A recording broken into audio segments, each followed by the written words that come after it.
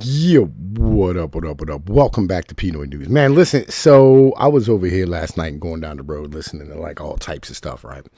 Mostly was music, I'll be honest with you. A lot of music last night just because it was a long fucking night. Like, I got started like 7:10 and I get done to like fucking 6:30. Yo, long night. But some of the stuff I was going over, some of the things that like TK and Mountain and like everybody else puts in the chat and Vivictus, he's like, hey, look, y'all need to check this out. And I try to go over your videos while I drive down the road tonight. Like sometimes I get to all of them, sometimes I get to the point where it's like, all right, I'm getting tired, man. I need to like jam out or talk or yell at somebody or something, wake the fuck up. So like it is like sometimes it gets to be a little much, I'll be honest with you. But this one here is one that I just kind of came across because I sometimes binge Aaron McIntyre when I like some of the guys that he has on. And recently he's had some half decent guests on. He had one on last night who was a libertarian who was just shitting on all the libertarians because like they don't read, right? That's a issue inherent to libertarianism if we're keeping it all the way honest, right?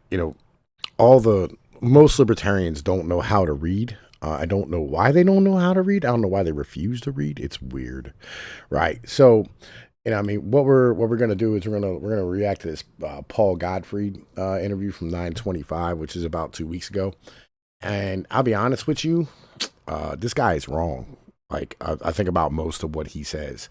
His assumptions about liberalism, it's not the liberalism of the writings, right? And like the political theory, but like in practice and like what it actually is in the end of the day, because humans are humans, and humans are trash. And we're gonna get into that. So let's get into this. For about 100 years at this point. So I think a lot of people will be confused about that statement, but could you explain a little bit of what you meant there? Because again, I think most people, say, "Oh, well, we are still a liberal society. We are still well within this framework of classical liberalism or some evolution of liberalism."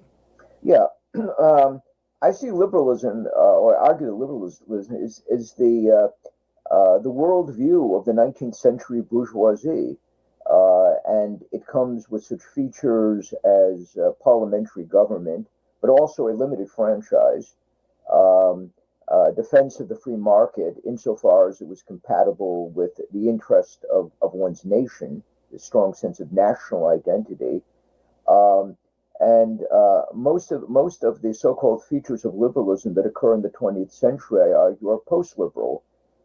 Universal suffrage, women's rights, women's political rights, and the Okay, so me and TK actually tried to like go back and find the beginnings of liberalism, right? Like we were African explorers trying to find like the headwaters of the Nile and shit, right? And I think eventually we came up to the point of where it was like when the Catholic Church ended cousin marriage, right, is the beginnings of liberalism, right? Because the ideas of trade and all these type of things, going like, buying and selling stuff, owning things. This goes back, thousands and thousands and thousands of years, long before liberalism. But the idea of capitalism and liberalism, right? These ideas are very new. They're like maybe 300 or 400 years old, right? Now, there's an evolutionary step up to this point of where like you get to, what we would call liberalism today. Now, the thing is that like this idea of liberalism, it is basically the religion of the merchant class, right? And what it is a divorcing yourself for the social responsibilities of things around you. Now, with that goes political rights. Okay, so you go from being a subject to a citizen, right? And like this is part of that whole like divorcing yourself from like, the basic right or the basic responsibilities of like social experience that you would have had up to that point. So it's this idea of you want to go and sell things to the Chinese. Like, for instance, let's say you want to go sell, I don't know, opium, right, to the Chinese. You don't want to be socially responsible for those costs. You also don't want to be like having all of your people held socially responsible for, like you selling opium to the Chinese. And what you want to do is you want to offload as much of your responsibility for all of these things to the government as possible, right? And in order to do this, what you have to do is you have to stop being a subject and start being a citizen. Because if you're a subject, you know what I mean, you're like kind of property. They hang in your his responsibility. But if you're a citizen, right, it's a different like legal aspect of how you're seen from like a governmental experience, right? From like a governmental viewpoint.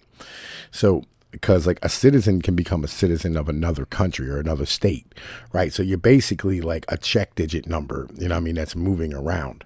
And this is the basics of liberalism. This is Voltaire, you know what I'm saying? This is Locke, this is all these people, right, who went from place to place and were merchants and the third and fourth sons of, you know what I mean, like aristocrats and nobles. And basically, if you're not like a land holding noble who's responsible for that land and those people, and you're not like beholden to your king for what it is that like you do, then, you know what I mean, like you're not going to be, you know what I mean, like these ideas of liberalism where it's like, oh, you can go elsewhere and trade and live in a different place and not be beholden to your how do I put this? Like your family and your community and like all the responsibilities that go with this, right? So these are the things about liberalism. Now that didn't completely divorce you from like the social cost, but on the same level, if you're in the United States and say you live in New York, or we'll go with New York, right? And you fuck up there, you can leave and go to Las Vegas and nobody has any idea who you are. And you're still a citizen. You're not a subject. Right. And so like in that way, like if you fucked up back home, right, and you know what I mean, like you let the family in shambles or whatever it is, or you impoverished a bunch of people, whatever, right, you could leave. And that is now the responsibility of the government, because like you're not part of that group. You're not criminalized as part of that group. You're not like punished as part of that group, and that group allowing you to do that. It's you as an individual, right? So like you as that individual, you can bounce, and all the rest of those people are responsible for like their issues. And that's kind of the thing, right? And so this is a way of like the merchant class releasing responsibility for their actions to everybody else. That is the big part of liberalism that guys like this don't understand, right? Because they only see liberalism from like the aspect of like the freedom and the liberty, and you know what I mean, like you get to own like the means of your own like whatever, you know what I mean, like and it's dumb, right? It's just a stupid way of viewing things. Let's keep going. Development of the modern welfare state, I would argue, are all post-liberal developments, which are characteristic of what I call mass democracy.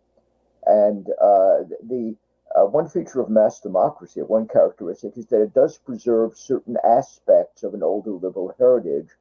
Unfortunately, these aspects become more and more vestigial over time.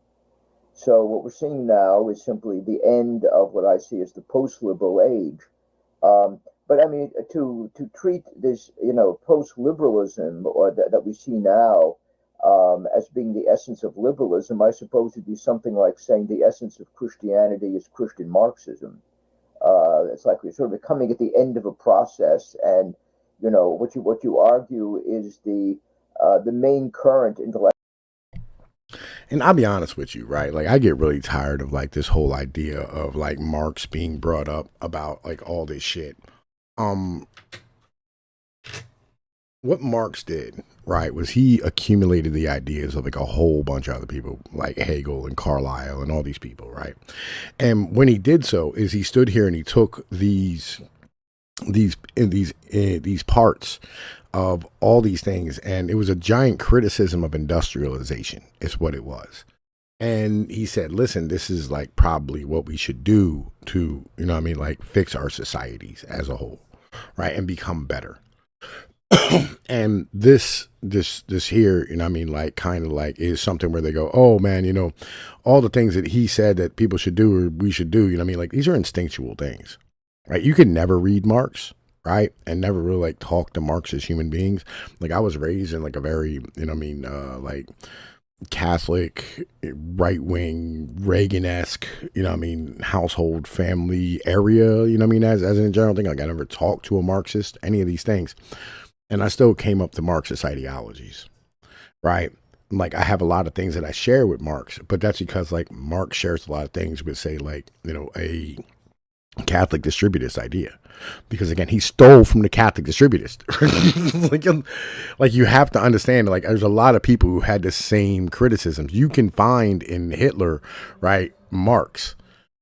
You know what I mean? Like that's kind of where it's at. Let's keep going though. Intellectual ideological current is by now so watered down and mixed with other things that I prefer not calling it liberalism, but rather something else.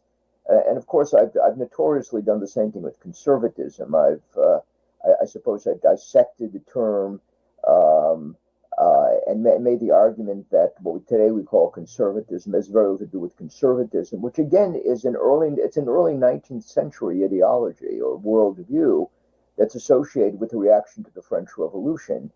I should say my own defense here that I do defend terms like right and left, which I think are not as historically delimited as conservative and liberal. And although my arguments about what the right...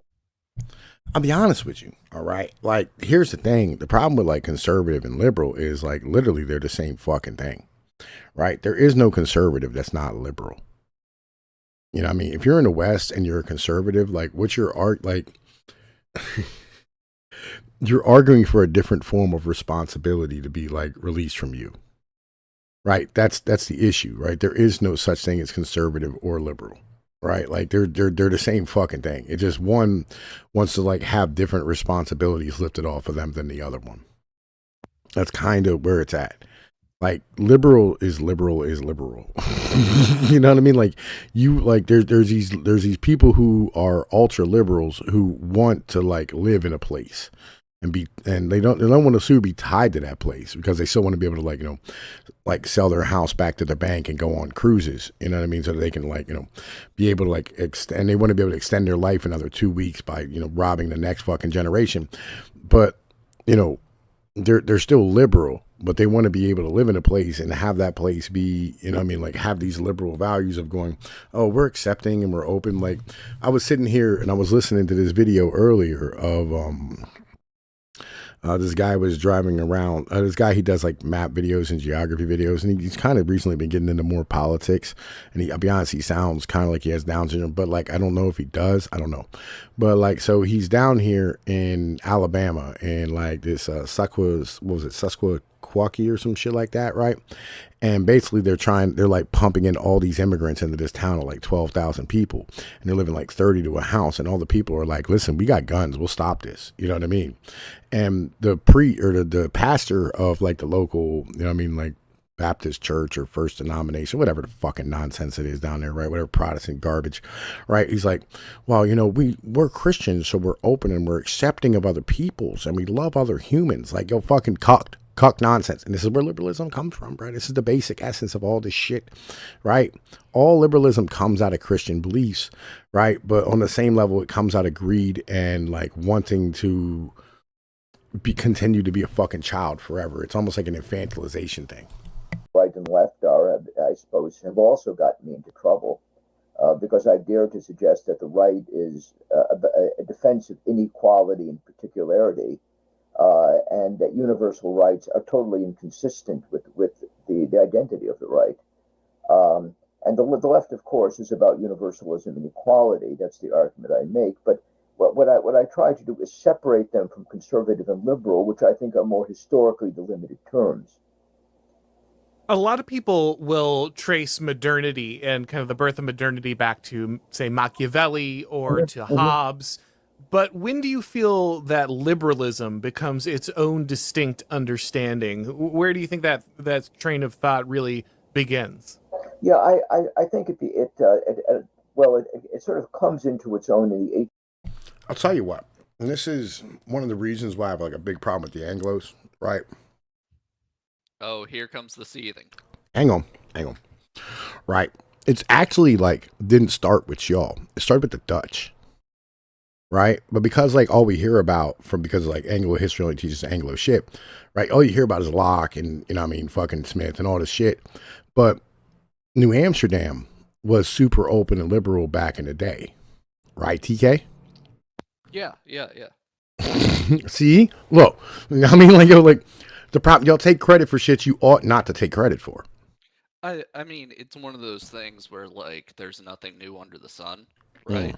Uh, the thing about England in specific is what happened is it's an island, Mm-hmm. and so like it's naturally protected, so it can insulate itself against the like it's very very hard to like ship a bunch of immigrants into England. Like it took until, modern day for us to figure out how to do that efficiently.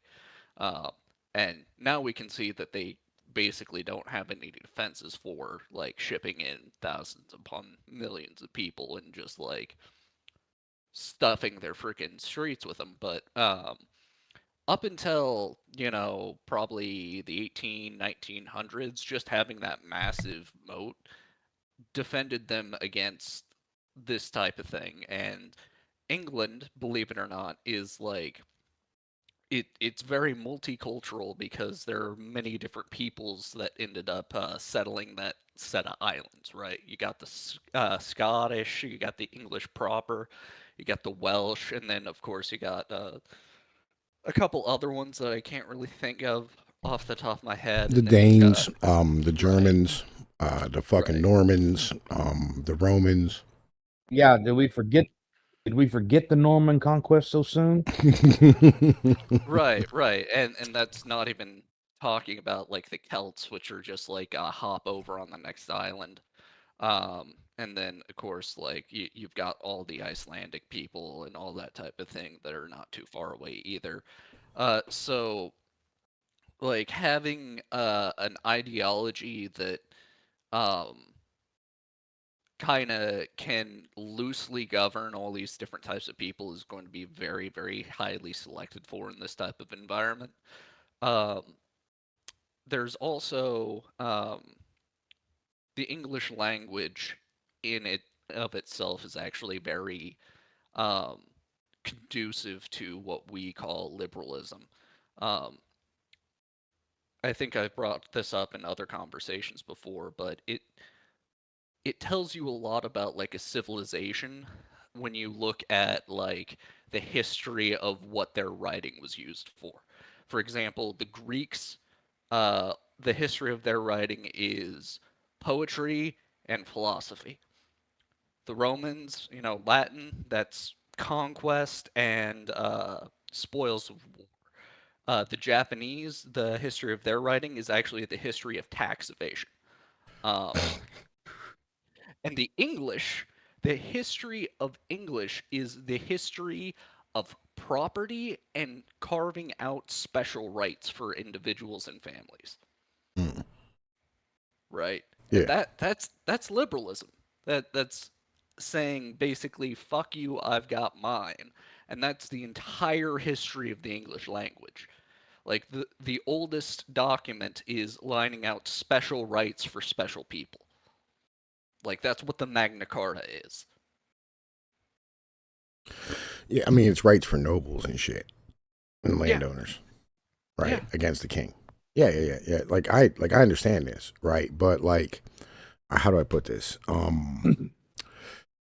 That land-based ideology, right? That land-based like political system that like the Magna Carta set up, where it's like, if you want to be a noble, you can't be a noble and like not fucking live there. You know what I right, mean? Right. That's the big thing. That's the big part of this that I think like a lot of the liberals miss. yeah, because like those rights come with responsibilities and Mm. shit.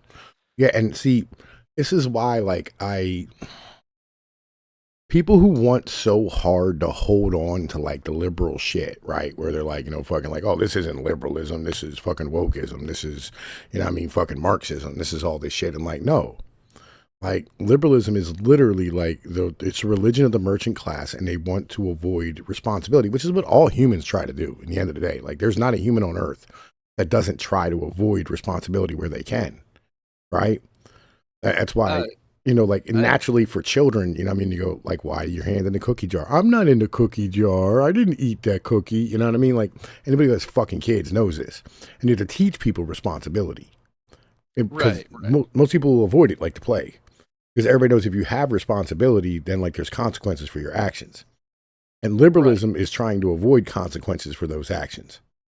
Right. And like the red pill or whatever you might call it, the thing that unites all the different disparate factions of what you might call the right is the understanding that embracing responsibility means that ultimately the more responsible you are, the more power you have, kind of, sort of, right? It's all right. So the reward for having responsibility is authority, right? Right, Yeah. right. And in But having authority, it creates a need for you, right? As a human being. It's like it's a political structure. It's a power dynamic structure. Right, which a lot of people fucking hate. That's why, like, I love Machiavelli because that's all it is. It's fucking Italian school shit. It's just all like, how does power work? You know what I mean? And it makes sense to me because, like, it's a logical fucking thing where you go, like, well, we as human beings, like, me as a man, right, in general, is I know if I have responsibility over something, then I have to have authority over said thing, right? And having authority over a said thing creates a like a symbiotic relationship to where like you need me and I need you. right, assuming that that responsible party isn't replaceable, which is kind of where we're at right now, where Immigrants like and such. immigrants, the government in general, I think Captain Capitalism, not our Cappy, but the other one, Eric Larry, Yeah. calls it like the synthetic Superman, where the combination of attention from the internet and resources from the government is just something that no dude can actually compete with. I mean, yeah, I feel you. I agree. Right. How do I put this? There's an ick factor, right? And have you ever, man, listen, did you read that article I sent you about like the women? So, because we read it the other night, me and fucking Bucky here has been reading it back and forth, right? We've each been through it like 4 times because there's so much there. Time now. Yeah, right. Yeah, because there's so much there. It's a great article. Did you read it, TK? I know I sent it to you. I've gotten through some of it. You keep telling me that there's an audio version, but I don't see it. Oh, you got to download the app. Gotcha. Like You download the app on the phone and you can play it. Right, there's an audio version of it. On my laptop, I can select right click and it'll read it for me, and so that's been helpful. Oh, based. Right. Yeah. So, but anyway, so there's a part in there where like they talk about the word weird comes from, like the word, which comes from like the word of like Zeus, right? And Thor, right? Actually, no, it comes from what the fuck? Odin. It comes from the word of Odin, right? Right. Someone who is weird has ownership of their own destiny, something like that. It's a weird, it's a thing, bro. You can't even describe without using the word weird. But like, so if you have that weird thing, right, it ends up like giving a female the ick, which is why like you have all those dudes on the internet, which will compete for a female's attention, but like they'll give a chick the ick, right? Because like she don't want that. She wants like a guy who doesn't need her. She wants that warrior type of dude. So like if you are that guy, you can outcompete the government and these other people because like the government, it can give you monetary resources, but it can't give you like physical guidance. And the government doesn't, and this is the big thing, right? If you're in a Muslim country, the government can give you like conscientious like guidance. It can give you, like spiritual guidance. It can, stand here and dictate how your life goes. But in the Western world, the government is just there as a lender of last resort and a way to continue to make the structure of the economy continue to function, right? Which is basically the offloading of the responsibility that used to be in the hands of, you know what I mean, your nobles or your aristocrats or, you know what I mean, your industrialists, you know what I mean? And then it got turned into this, the government is now, like, instead of having company towns, instead of having, you know what I mean, like villages on a noble's land, instead of having, you know what I mean, like tribes and shit, what you have is you have like these cities and these urban areas that are upkept by a government for the means of creating economics use that allows for, you know what I mean, like the growth of the population to continue to have like more resources extracted from that area. And it's not actually something that works long term, right? I mean, because like in Europe they have like a lot of like stuff that they stop, and like in America we had this, oh, the government stops us from drilling Anwar and fucking all this shit, you know.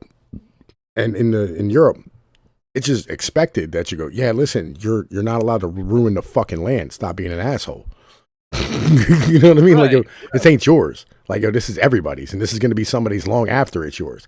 We don't have that concept in our way of thinking about things, but that's liberalism again.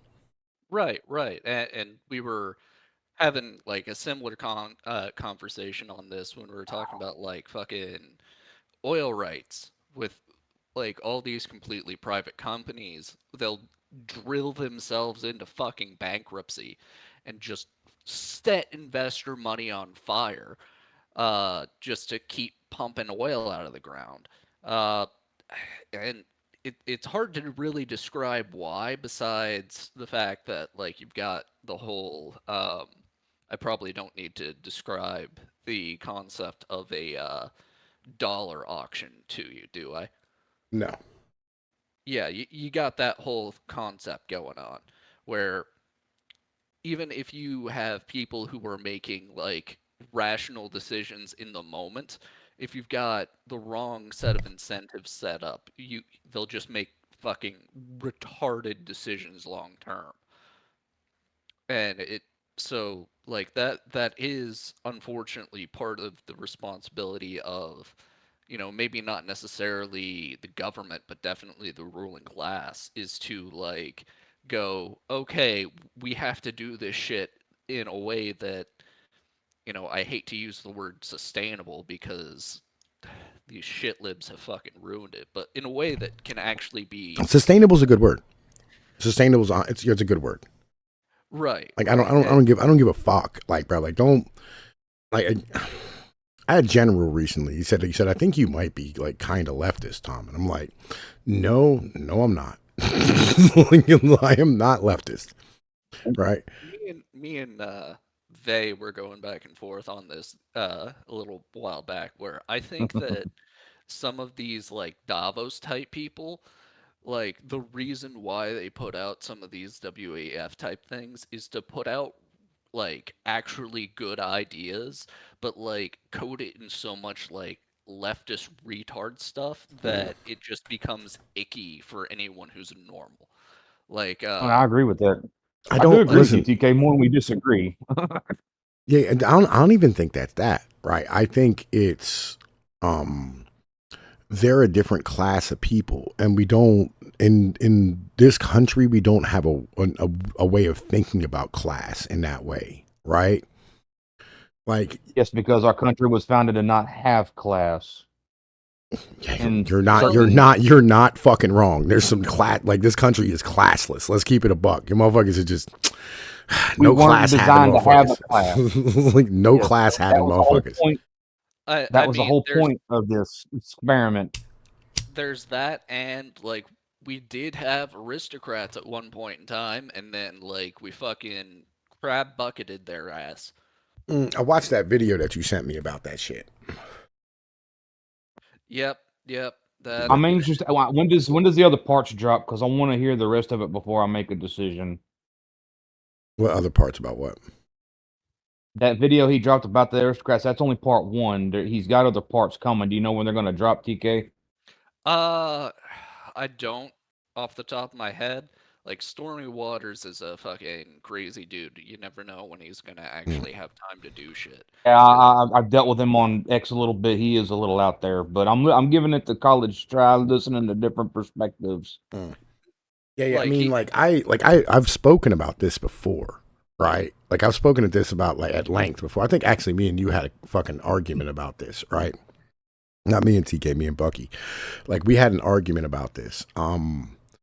And the argument we had was like he was going off on some conspiratorial shit about like water and all this shit, whatever, like fucking fluoride in the water or whatever, right? And like I was standing here going, I was like, bro, listen, you know what I mean? Like all the things that were done with the best of intentions. And Oh yeah, the road to hell's paved with good intention. fuck yeah, right?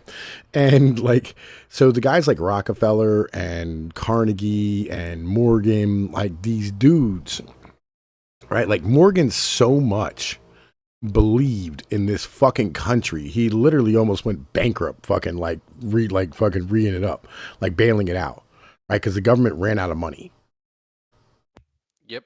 You know what I mean? And Like that dude was a like I'll give Morgan. 100%. No, I'll get. No, I understand why Morgan. And well, Stormy, he bitched about Lincoln's bonds that Lincoln wrote during the Civil War. There's Mhm. a reason why Lincoln wrote those fucking bonds.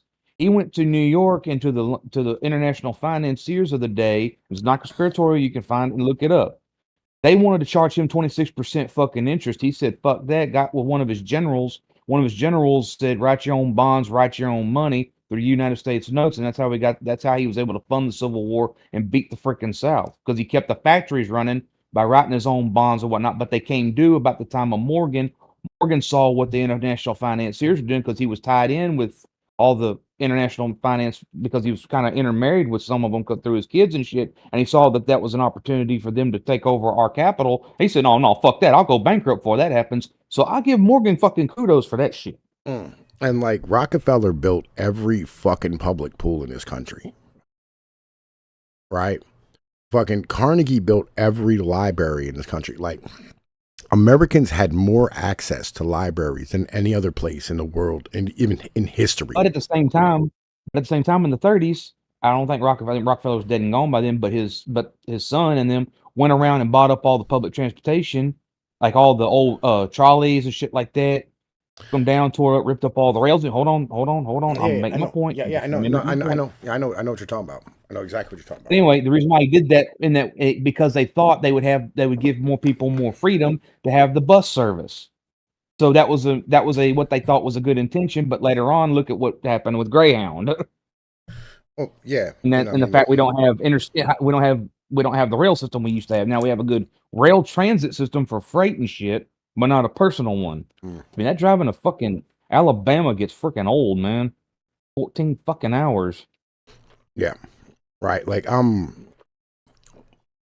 these issues that we have, right, with these type of things. Again, a lot of them are just like literally like good intentions going really, really bad. Correct. And we all agree to the same thing. We just differ on how we got there. We all get to the same end. We Mhm. just bitch, argue, fight, moan over how we got there. Mm. Well, I have a problem with people looking at guys like Rockefeller and Morgan and Carnegie as like bad people, right? Well, they're not all good, but they're not all bad either. That's the only thing I've always tried to say, but I I didn't don't know how to think. articulate. I mean, like, I don't see like No their one is ever greed. all good or all bad. Yeah, I don't see like their greed and their business practices as being bad, right? I mean, like fucking Carnegie still built this fucking country, right? Like Rockefeller's oil powered it. Morgan's money and like backing and influence is the reason we have Well, I lights and understand. electricity, Well, I understand. right? I understand that. But virtue understand that ethics was then. don't That was then. But this is virtue now. We're at the tail end of that. virtue ethics don't work for like people at the head of institutions, right? Virtue ethics are for individuals, not for like heads of state. It just doesn't work that way, right? TK, I'm kind of dumb right now because I'm in a lot of fucking pain. Can you kind of explain that a little bit for me so I grasp what you're saying? Okay, I'm so tracking with you, but I want to understand what you're saying. right, virtue ethics are the idea that whether or not something is the right thing to do or not is based on Mm. whether or not like the individual person doing it, if that is actually virtuous or not, right? It's Yeah, I've never thought that way myself, especially when people within power. I never thought that way, but I understand there's a lot of people who do. Right, right, right. Like virtue ethics works very well on the individual level. Correct. I agree. However, once you get to like the point where you're responsible for like a lot of other people, you have to Yes. go with some sort of like consequentialism, right? And once you start going with some sort of consequentialism, you're going to be, if you're doing it with any sort of like finesse at all, you're going to be doing some flavor of Machiavellianism. Like But that, yeah, that, agreed. That's what got me into Machiavellianism and system theory.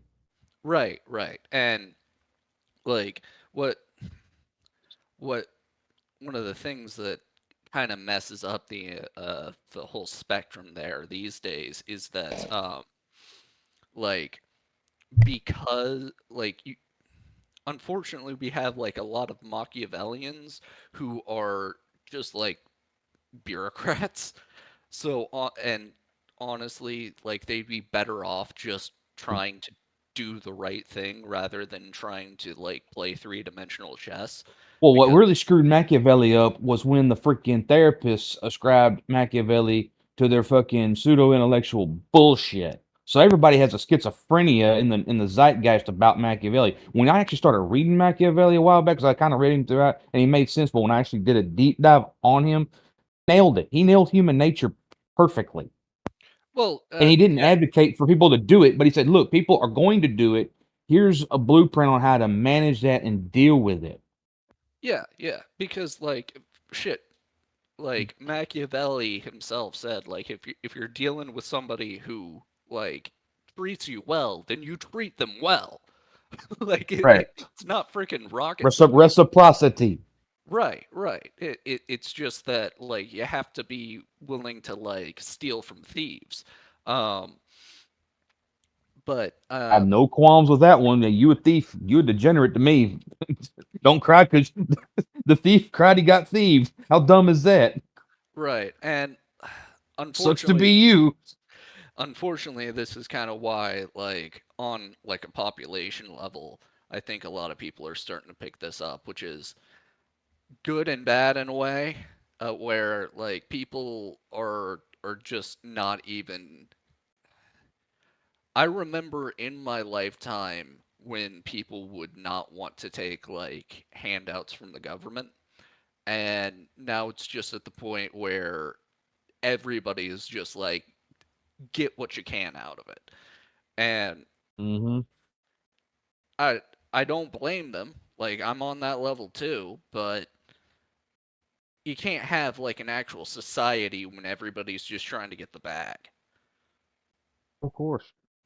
Well, Like at the buffet, you got that this one comes people walking around the down. doggy bag just Well, stealing shit. well, this comes down to that whole responsibility thing. Like this all started with, right? You know, what I mean, is human Yes. beings will alleviate their responsibility as much as they can. Of course, and Tom is correct on that. People are going to avoid responsibility any chance and any time they can. Yeah, Well, like that's why especially you have to set especially up. You have to set up these systems. That's Well, why I like say. Dad. That's why I say let's go farming, right? Like, you have to put people in charge of like themselves, right? And I mean, not just like going like, oh, you're gonna go to the grocery store and eat, right? Because like motherfuckers will buy the most like calorie dense shit. I heard somebody talking today. It might have been something that TK sent me. I don't remember. But basically, they said like these people like they this guy worked at a grocery store or whatever, right? And he's like had to be like measuring the like calories and like carbohydrates in these fucking foods. And he said these things are so fucking light, like these muffins and shit. And they're so light that he said, I'm fucking surprised we don't use them as actual fuel, right? Because like they might have more density than of like energy than goddamn fucking like oil does. Well, you can you use them spoiled muffins for mash and make ethanol, and there's your fuel. That's one of the things I'm doing right now, No, playing around with.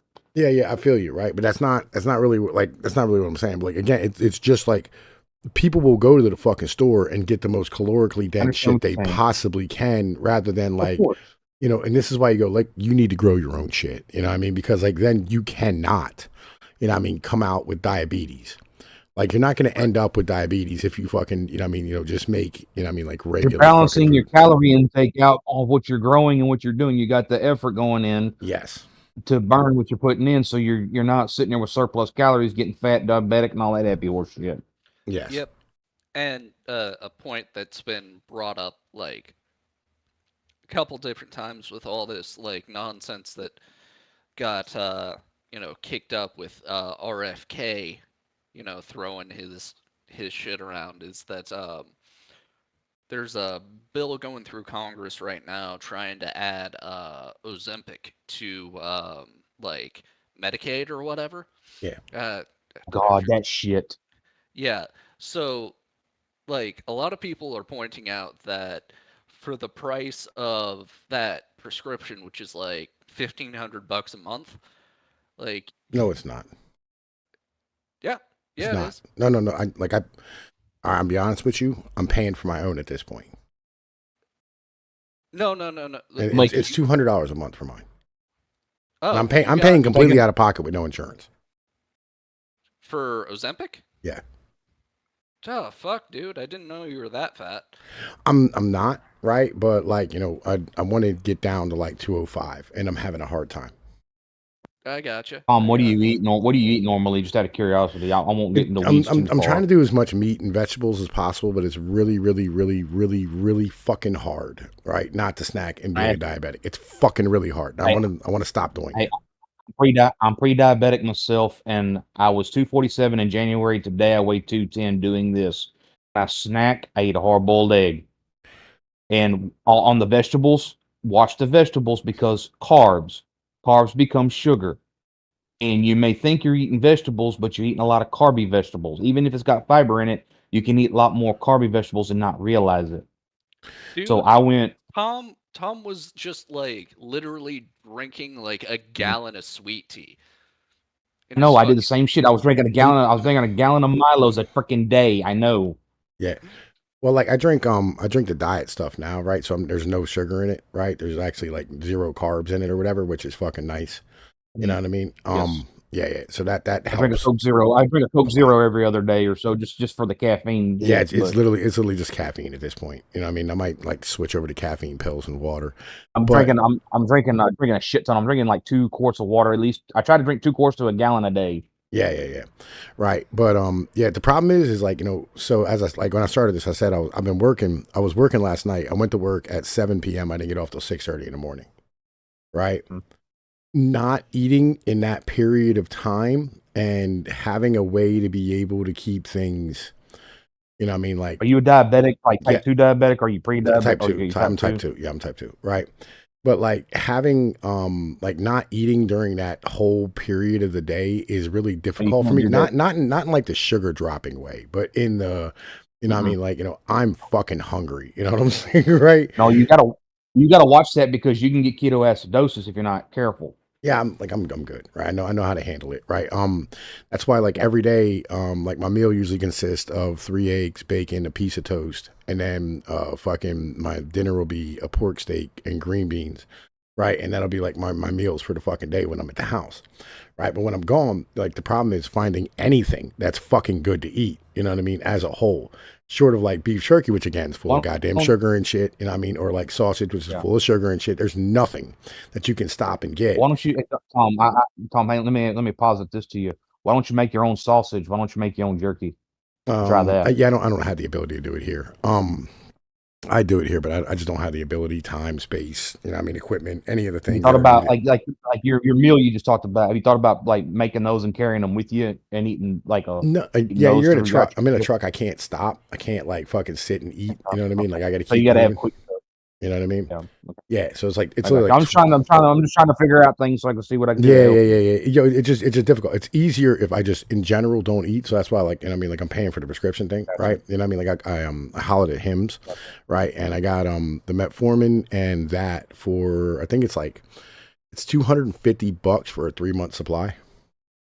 Do you take the shot or do you take a pill for your metformin? The pills. Yeah, it's the pills. Pill, okay. So you don't have to take the shot, yeah. No, The whole reason why I started, losing the weight. shot is actually insulin. You know what I mean? It's not like metformin. Metformin's a pill.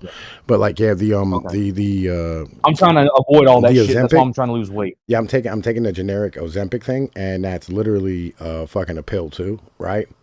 You know what I mean? Instead of being a shot. Yeah, and it's fucking super easy, you know what I mean, and basic, and you know what I mean, like fucking again, it's only $250 for like a 3-month supply. Yeah, like it. Motherfuckers be lying about how much this shit cost. Like It might have I'm at one looking point, at, but then it goes generic and then goes down. right, but like I'm looking at GoodRx right now, and it says $950 a month for Ozempic. So like you're talking about a generic pill, which is gonna be different. But I mean, that's $550 less than what like you thought it was. I mean, fair enough. But Right? Like yo, yeah, that's what I'm saying. Like these motherfuckers just be straight lying about like how much it is, and it's nonsense. So it's not so much a lie as they're thinking Ozempic brand, and you're thinking generic. What you're getting? I'm thinking the fucking like the chemical formula. You know what I mean? yeah. You know, Like Tom, you gotta remember it's the brand you're paying for, not the formulation. oh Yeah. yeah, like the chemicals themselves, they cost like $2 a dose. Yeah. Exactly. You're paying for the brand. Yeah. Like about a year ago, I actually got You know how much my Simzia is? about a year ago, I got probably not the same thing as you, Tom, but I got like a bottle of GLP-1 agonist just off like a research chemical website. Mhm. And like I'm not gonna lie, that shit doesn't work for me, probably because like I don't have since I don't have a large intestine, like slowing down my guts is like a really bad thing. Like I just felt like shit for one weekend, and I'm like, okay, not doing this anymore. Yeah. So, but like I don't.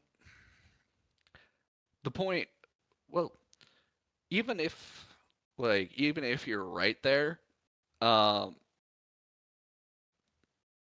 Nova Nordics needs to fucking drop in price then because they're projecting like retarded profits off of selling those prescriptions for $1,500 a month. And by the way, let me also put this in here, right? I know 5 or 6 people who are on Medicaid and have that shit. Oh yeah, yeah. Like the thing is right now, you just need to have like diabetes, right? As opposed to like they're putting the bill wants them to be able to prescribe it for Medicare or Medicaid or whatever for general obesity, which would mean that Oh like no. 2/3. I know people who don't have diabetes who has that who are getting these prescriptions. Do they have like pre-diabetes? No. Weird. Well, I mean, like yeah, like they their doctor wants them to have some surgery or whatever, and they can't have the surgery until they drop weight, so they put them on the Ozempic and fucking like the Medicaid covers Okay, it. that's what they're doing. Yeah, because they have another pre-existing thing that they need it for. That's how they're getting around it. Yeah. Like I know a lot of people who have this shit. You know what I mean? Like they're getting these fucking prescriptions like through Medicaid. Yeah. Medicaid state level, right? Or Yep. Yep. It's all new to me. Yeah. I'm waiting for SSDI to go through. Once I get on SSDI, then I can go through all the other shit, Medicare, Medicaid, and all that crap. But right now, I'm still on long-term disability. Yeah, all this shit's covered, right? You know what I mean? Like everything's fucking covered just as a whole, right? I mean, like, and I get it. Like, here's again, we get back to the shit I was talking about last night of like these fucking states not being real states, right? Like, if you're not a real state, you should combine with another state to become a real state so that you can have an institution that actually is able to provide this type of shit. You know what I mean? If this is the society that we want. Oh yeah, yeah. But and what it was. Well, I know, a couple and the years problem ago that was that before going back Southerners. isn't like 80% of medical bills ended up picked up by the state. Yeah. Anyway. Yeah. Something like that. Yeah. Or in bankruptcy. Ask me how I know. Yeah. And yeah, I do think that even though like that particular number might have been off, I still think that like prevention is probably worth a pound of cure here. Always true. Where if like I'm pretty convinced that if like we were doing your let's go farming plan, you could like take the money that we're spending on prescription drugs and like use it to put people on farms, and that would by and large work. You know what I'm saying? Yeah, we like did the math. It would cost $2 trillion to get all the food stamp recipients a 2-acre farm. And that's just food And for stamps. folk like That's not even yeah. that's not even talking about like I think the stat is we spend more on obesity related illnesses than we do on defense. Oh, way more. Yeah. So we just put motherfuckers out in the fields and like that double whammy there. I mean, the problem is GDP, right? And I mean, because like if you take all these people and you put them on a farm, GDP. they're not going to be working anymore, right? So the cost of labor is going to go through the fucking roof. Man, you know me. Like I think we should take the sacred cow of GDP and like ritualistically slaughter it. You promise? Can we You promise? Can we paint like Hank Paulson or something, like just red and then like put black GDP letters on them and then like slaughter them? Like I feel like that's the way we should go. I think we need to like make a bronze bull of GDP and throw like Paul Krugman in there. That would be it. Oh, that would be so nice. Oh my gosh, that would be amazing. Legit. Sponsor Bridgeford Charcoal. Yeah. There's your fucking GDP right there. Yeah. Like at some point we're gonna start hanging people who say the word GDP. Have to have a disclaimer. I'm just using it as reference. I don't believe in it. I'm just using it to bash. Don't kill me. GDP bad. Don't looking at a bunch of velociraptors trying to eat you for saying GDP. I feel you. Yeah. Do you want to watch any more of this video? Yeah, sure. All right, keep going. Sorry, we got off. 18th century, with certain aspects of the Enlightenment, the age of rationalism, and above all with the political economic rise of the bourgeoisie, which is the bearer of liberal ideology, and it becomes dominant in the Western world in the 19th century. In some places, it becomes more dominant than in others. For instance, in a place like Germany or Austria-Hungary, liberalism is less dominant than it is, let's say, in the United States or England. But nonetheless, I think it does become sort of the regnant worldview of the 19th century in the West. And most modernizers in Russia and Eastern Europe are really looking to the Western world to see the kind of changes that their own society should undergo. I think we speak sort of the modern age, and I'm thinking back to my own education in college by history. There is, in fact, you might say, sort of the beginning to modernity, which comes with the Renaissance in the 16th century and the Protestant Reformation and so forth, all of which I think are modernizing forces. And as I point out, much of the anti-clericalism among liberals is occurring in Catholic countries, not in Protestant countries, because many liberals are devout Protestants. They really have no trouble with religion, because the religion emphasizes the individual, which is never read Robert Dabney. What up? I say he's never read Robert Dabney. Yeah, Robert Dabney. Like, and the thing is like what he's getting into is like this universalist ideology, right? Of going like all these people are the same, right? Like, oh man, listen, nations don't exist. You know what I mean? Like, there's no such thing as a nation. So therefore, like, like liberalism, this isn't liberalism because like, fucking if not everybody like has the same way of doing it, then it's not a thing. It's like the problem is like the fucking there's different people, you know what I mean, who have different ways and cultures and ideas and religions and beliefs, Like places like America were much more like liberal because of the fact that like, they had like these colonial fucking governments that had to conquer a fucking area, and it was a colony, right? So like that colony that was expanding needed to have rights for people to be able to like have, the ability to like, keep their earnings for when they were conquering shit. That was their reward. It was basically like loot and plunder. It's the same thing. It's That the way, same and reward you also gave to because they could soldiers. build up what they needed there, so they didn't have to have all that transport chain between the two. Now it wound up being where England started sucking shit away from the colonies that pissed everybody off, and there we go. Well, yeah. So, and not only that, the American Revolution was literally just a continuation of England, right? It was like the next logical step in what America was already about.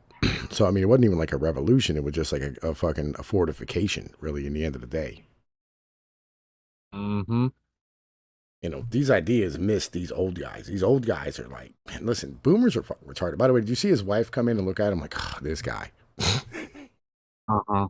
Well, when you started that, but my college and my educational stuff. Who gives a fuck? Who gives a shit about your ability to regurgitate shit you memorized?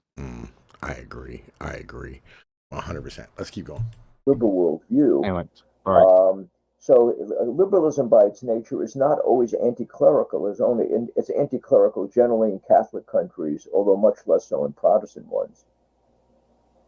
Bertrand de Juvenal looks at the phenomenon of absolutism as kind of a stepping stone to the birth of kind of the bourgeois order. Do you feel like there's any truth to that? No. I should be saying this, but I've been influenced by German historians like Fritz Hartung, who argue that absolutism ends in absolutism. Prussia has Frederick the Great. It only sort of gropes towards some kind of liberal alternative much later. Portugal has excellent absolutist rule in the 18th century. It never sort of moves beyond that until sometime in the second half of the 20th century. So and of course in Russia you have absolutism, and it does not really lead to a bourgeois modern liberal order. So that generally I really don't see absolutism moving in that direction. I think it's characteristic typically of sort of Catholic Counter-Reformation societies. Or in the case of Prussia, it sort of manifests itself there. But again, it's sort of an agrarian military society in which you have Sweden is another place where you have absolutism, but it doesn't necessarily develop into a parliamentary liberal regime. You mentioned some of what I think we could probably identify as the core aspects or pillars of liberalism, but can you lay those out just again? What would you identify as kind of the hallmarks of a liberal order? Well, I would think it would be bourgeois dominance for one thing. Although you could have aristocracy and so forth, but these would be almost epiphenomenal by the time you get to a liberal order. And all things considered, I think for religion, Protestantism sort of fits much better than Catholicism. The United States and Europe are not exceptions in that regard. Well, yeah, like if all you have to do is just, ask God for forgiveness for anything you do, you don't gotta like, go and admit anything you did wrong or have a conversation about your community. Wait, we just said something about responsibility a minute ago, didn't we? It said something about divorcing yourself from responsibility of those around you in Catholic countries. You're all Catholic, and like a Catholic church is the center of the fucking town, and it's like all kind of part and parcel of being a Catholic is the fact that like one of the largest parts of their power structure is just excommunicating you so that you can't really like do business there anymore, and you have to figure out like how to survive. Right. Protestants don't have these things. So, yeah, I guess liberalism would be more Protestant because it means that you can, not have to, have anybody, you don't have to be reliant upon anybody else ever. It's weird. It's funny, though, you say that about Protestants. That's why so many Protestants were Freemasons back in the day. Because if they couldn't get you through the church, they would blackball your ass and run you out of town if you pissed off all the Mason buddies. That's how they got around. That was the Protestant workaround. Well, yeah, the Masons were like, and I never had an issue with the Masons, right? Because like I understood what the Masons were, right? Just like the Lions and the fucking, like the there's another one, I forget the name of it. Like the Rotaries, right? What they were, right, were like the high end people in that town, right? Or city or whatever the case is. They were like the large business owners, all that type of shit. They were people who were like responsible for things, and they would sit there and have conversations about what the town needed, because democracy's fucking dumb. And human beings, if you just allow them to like vote for what it is that they want, they'll vote for dumb shit that doesn't make any goddamn sense. Which is what Jefferson warned everybody about. Well, we have these conversations, This guy, like, honest to God, like, this guy, like, legit, this guy, like, does he, is it the lead poisoning? Do you think it's the lead poisoning? I think it was the DDT, the lead, and the asbestos all at one time. Yeah, that and the invention of fucking television probably didn't help. As far as like the Protestant idea of repentance, I do think that is kind of like a major issue, because like my understanding of the like pre-Protestant Reformation idea of repentance, be it, Catholic, Orthodox, or even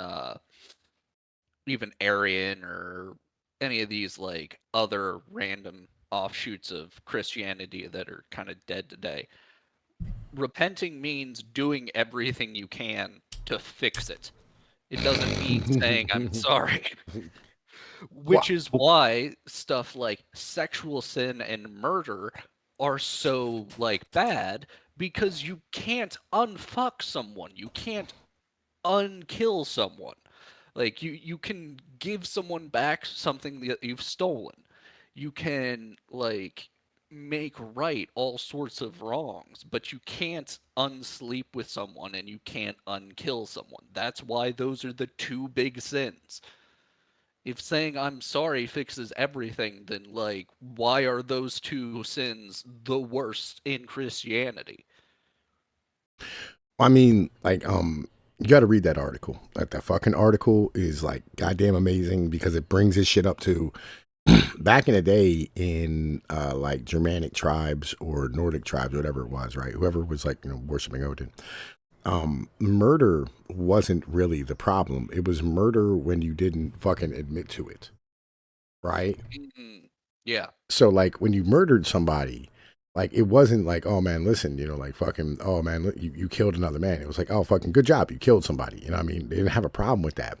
But what they did do is say, you have to deal with the other people who were related to that person. You know what I'm saying? Like you had to deal with their family members and their friends and their sons. Yep. And whatever it is that like they're going to do, they're going to do. So there was consequences. You know what I mean? I've been thinking on something. Hold on, I've been thinking on something the past couple of days. One of my mentors from Mississippi says this all the time, but I'm thinking about it through the lens of this article. His quote is, "My reverence for the sixth commandment is why a lot of people are still breathing." But after reading that article, it's made me think on that quote a lot more. And I don't know how to articulate the thought or whatnot, or where to go with it, because I don't understand where that article was trying to go. It makes some really mind-blowing points, but I don't know what the end was. Did we ever figure out what the fucking end was? Catgirl Kulak isn't very good at actually making points. He's just good at fucking with your head.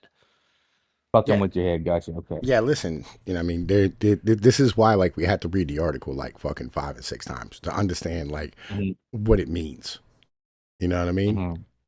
Right? What did Mountain think of it? Because it kept getting off rabbit trail, and I had to get off to do some Mountain. other stuff. Like, listen. I love Mountain. All right, I do. I love Mountain, but Mountain is he's broken as a human being. You know what I'm saying? Like, his life has broken him.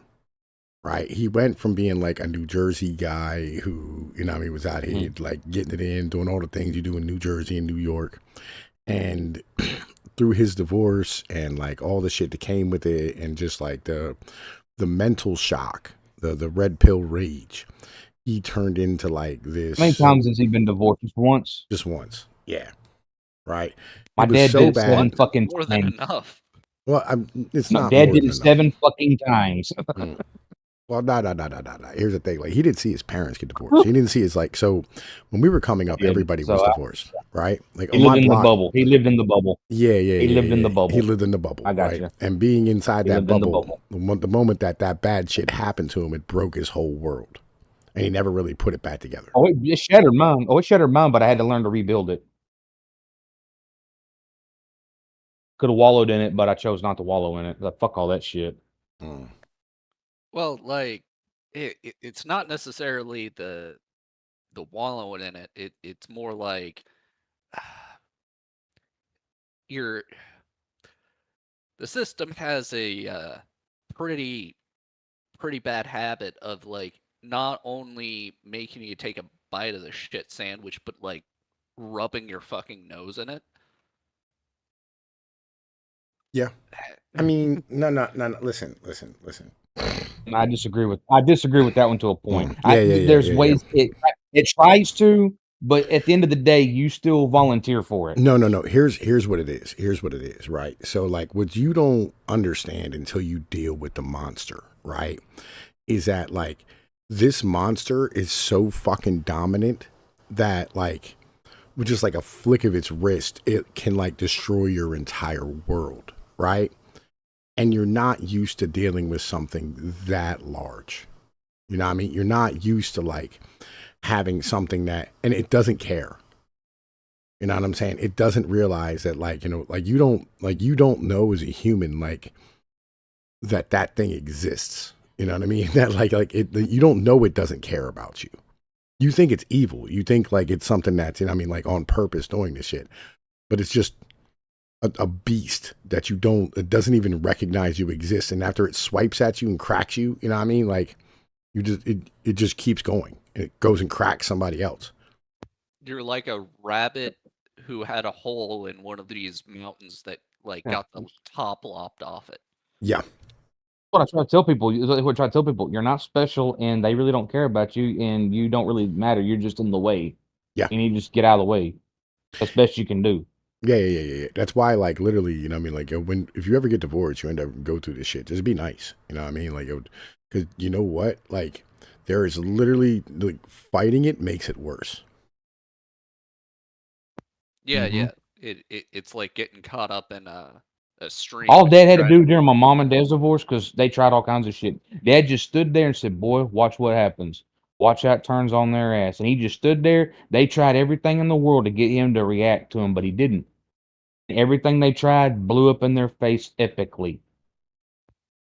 Yeah. And he said, "Son, I can't react, because if I react, the minute I react, I'm going to lose you. Fuck that. You're more important." Yeah. Yep. You know what I mean? Like, you know, and like it'll fuck with you, right? You know what I mean? Because like you're not 100% sure of what happened. You know what I'm saying? Like you don't know why that happened to you. And your instinct as a man, and your instinct as a man is you want to lash out at it, but there's something you can't lash out at. Yeah. There's nothing you can do, right? But you just gotta eat it. But you gotta go through shit. You gotta eat the shit sandwich and go. Pass the salt shaker. Mm-hmm. Yeah. You just eat that blow and you keep moving. You know what I mean? Like fucking, because it's hard, right, to understand. It sucks. I'm like, it fucking sucks. I watched the hell it put my dad through, and it did. It tore him apart. Yeah. And he dealt with it for years, even till the day he died. A note he wrote me for, a letter he wrote for when he died. I read it. He said, "Bubba, I still love your mother even though after I'm dead." And I'm like, "Well, I don't hate you for it, but yeah, she didn't love you, and I have to understand that one." Yeah. He knew it, but it didn't change how he felt. Yeah. Right. And that's a thing that like just most people don't comprehend this shit. They don't understand any of these things, right? You know, they don't grasp most of this. And like if you just go through it and then like you hide, you know what I mean? Which is what Mountain did. He fucking hid, right? You just end up on this level of where you never really deal with it. You know what I mean? You never really go through it. You know, you never like fucking heal from it. Because it'll fundamentally change you as a human. You know what I mean? Like it's that type of ass whooping it changes you as a fucking creature.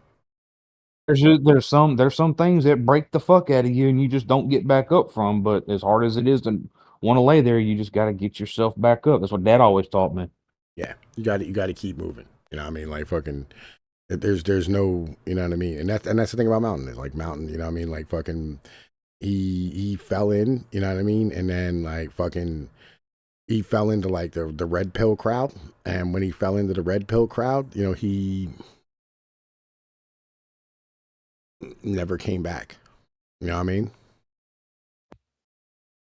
And then he ended up like just an internet denizen where, you know what I mean, like, you know, it's all about this idea of, you know, fucking, Oh, you know, like fucking shit's evil and like they're malicious and all this shit. And the thing is like none of this shit's malicious. They just don't care. They don't even recognize you apathy. exist. Apathy is worse than fucking evil because it just doesn't give a shit. Well, it's not that. It's that like I'll tell you like this. Like I was facing 12 years at one point. And everybody around me were like, how are they feeling? What's it looking like? What are they thinking? Right. And I'm talking to people and I go, they don't. You know what I mean? Like it's just a monster. You know what I mean? This monster doesn't care. I'm a box at Amazon. That's what your divorce is. It's a box at Amazon that like somebody shipped like fucking, you know what I mean, 8 years ago on a Thursday in fucking, you know what I mean, June. That person probably don't even fucking work at Amazon anymore. They don't care. It's not something that like they care. It's something that's big to you, but it's not big to them. It's like the Asheville thing. Like the people who did like fucking Katrina, they don't, you know what I mean? Nobody remembers that shit anymore. Yep. One of the ones who were there and who were there for it. Yep. You Well, know, like yeah. I think part of it is that like a lot of people, especially like Oren and like and a lot of these like red pill type people, use the analogy of like Leviathan when a lot of these motherfuckers haven't even seen like a bear, right? Mm-hmm. Um, like it. I think like a lot of the problem, and I realize that um, I am not one to talk on this particular point, but I think the like slop fantasy that is just pervasive, like the Marvel DC bullshit, has made it kind of impossible for people to not realize impossible for people to like not think of themselves as like a main character. Well, you have to, Protagonist. yeah, you kind of got to think of yourself as a main character, but on the same level, you have to understand you're a fish in the ocean. Yeah, yeah. Mm-hmm. But like what I'm saying is that um like it and this is something that started with the boomers because they genuinely believe that the reason why that they are as rich as they are is because they worked hard, which is Well, they were told that too. That was the entire zeitgeist of what they were told oh yeah, from the time they were grown. it's just So that became a hilarious. belief.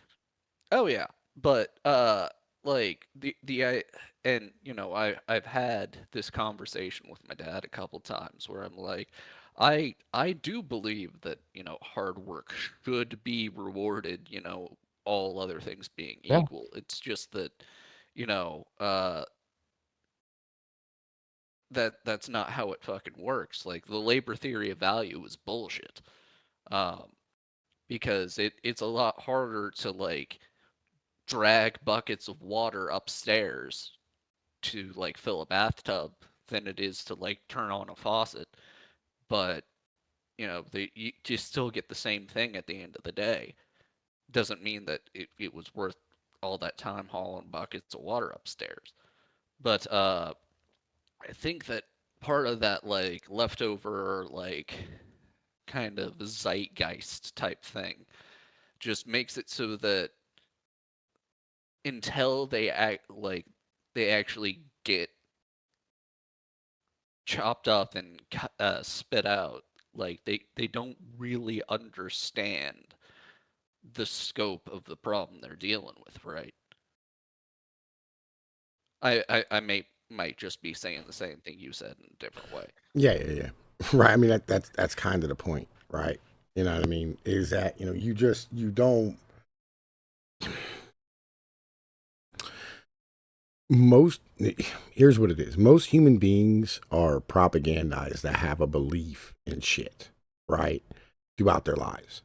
You know what I mean? Through like Law and Order and school and fucking like what their parents tell them and their stories of like the revolution and, FDR and all this shit, right? They're told all these like stories about things. And then so they apply what they know about what government is, like their school, right? Because that's what everybody really knows.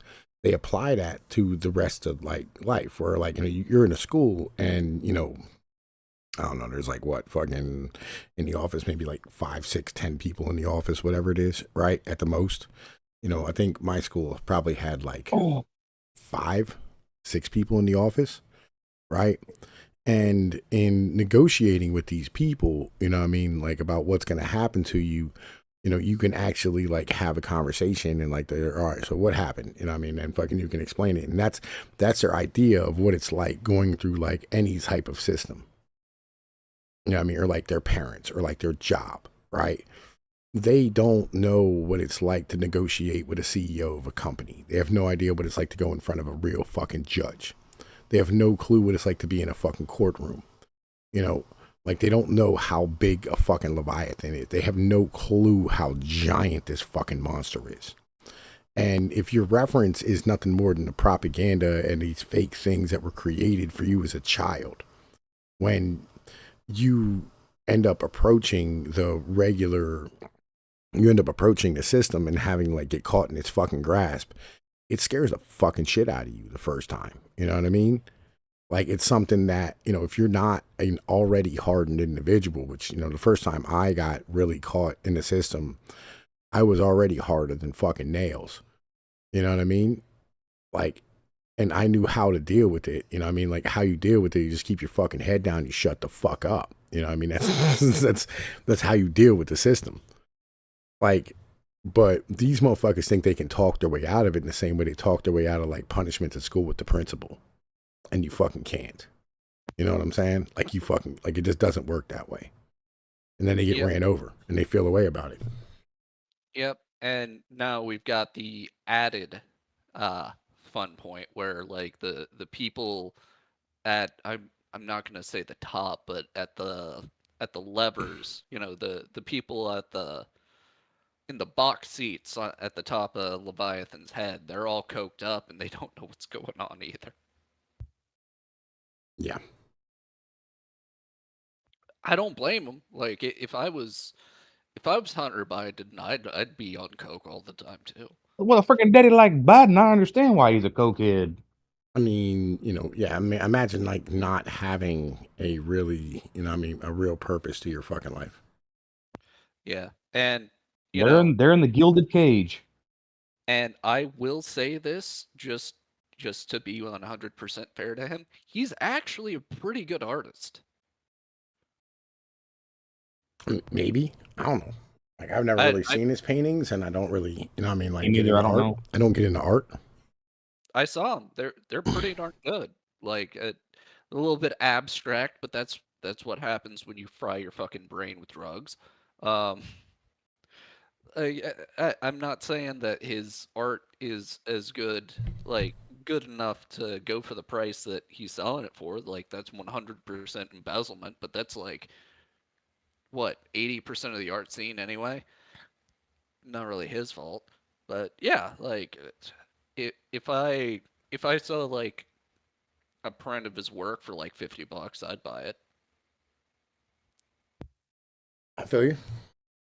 You know what I mean? But like, listen, we got a lot of this video to get through, and we're gonna get through like a little bit. We're gonna get through a little bit more of it, and then I'm gonna go do some dishes and shit. You know what I mean? So yeah, let's finish. I gotta dip myself. So y'all go ahead and finish up. I just wanted to see what was up, and I bid y'all adieu. All right, brother. Peace. The idea of individual justification by faith sort of fits with the liberal stress on individualism, and sort of the person sort of doing things for himself and sort of exploring his own possibilities. At the same time, liberal society is not atomistic. You still have stress on community, individuals participating in society, a very strong sense of the family, and the sanctity of marriage, much more so than among the early aristocratic rule. And certainly national identity is very important, although I think people like Hazoni are correct in saying that, democracy properly understood is also national. Otherwise degenerates into the world kind of mass democracy under which we're suffering or languishing right now. So I think all of these things are aspects. A free market economy understood, within the bounds, one might say, of national interest and some inherited sense of the common good. As I always point out, libertarianism is not classical liberalism. Libertarianism is 20th century libertarianism. It's quite different from what liberals who typically, by the way, favored tariffs, except in England, which was then the economic leader in the 19th century. So that tariffs. Listen, everything he says is wrong. How are you going to say libertarianism isn't liberalism? Well, I mean, I kind of get where he's coming from because, like, Explain it to me. like it's he's like kind of getting in the weeds here, but for example, I think it was like John Locke who said that like atheists shouldn't have voting rights at all. So it's that type of ideology he's going with. I do like I get what you're saying as far as like he's looking at it from the perspective of anything that came after like 1800 is more liberal, and everything from before then was what American conservatism is, which is a very popular point of view, and it's taken up by a lot of people who aren't even familiar with like the fact that the Constitution was like a complete coup of the Articles of Confederation, right? Yeah. Meanwhile, like reactionaries and neo-reactionaries, like we try to take a point of view where like try to act like a human with the rationality of a human from like at least the last 6,000 years of human history. Like try to be you should be able to justify yourself to like a Teutonic Knight if you're talking morality. That's my understanding of like being a neo-reactionary. Like you should be able to talk about the art and philosophy of governance in a way that would make sense to any governor anytime in the last 1 or 2,000 years if they could understand the situation correctly. Whereas these people, they are like desperately clinging on to dead documents, and they're thinking that like preserving the Constitution is conservatism. Like I'm 100% on board with what you're saying. I just understand the mindset where they're at because like these people are living in a different world entirely. They're in like Fukuyama's end of history type thing where they legitimately think that America perfected governance in like the 1800s, and it's clearly fucking wrong. I mean, like, Liberalism is when bad thing, Pnoid. liberalism is when bad thing. Unfortunately, that is the level of like complexity that we're dealing with on some level here. Nah. Listen. This guy's arguing that like liberalism, like none of the stuff that we're doing today is liberalism.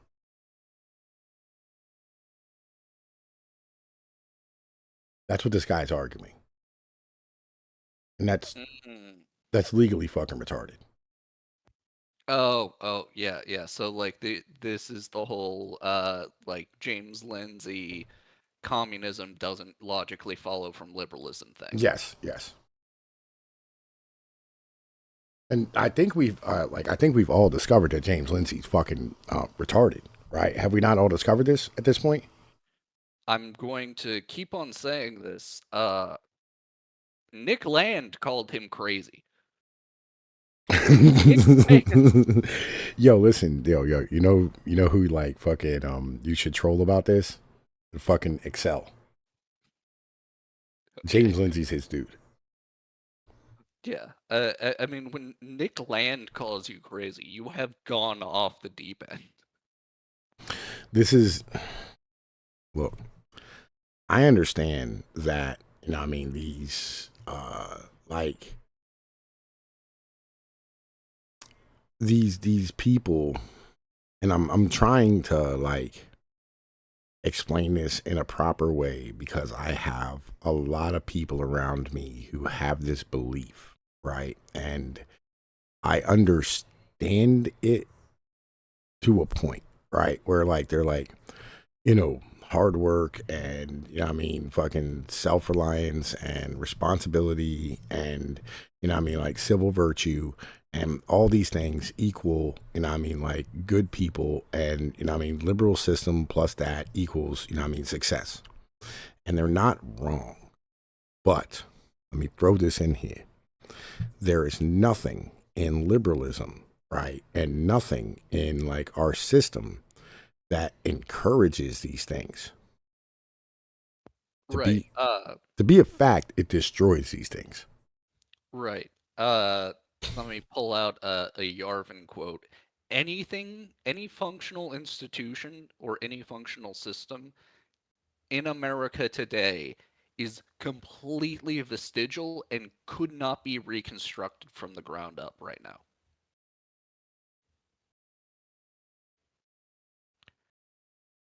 I mean, yes, right? Like say that shit again. Anything functional, any functional system, organization, this type of thing, is completely vestigial in America. Like the only reason why we have courts that are like even have the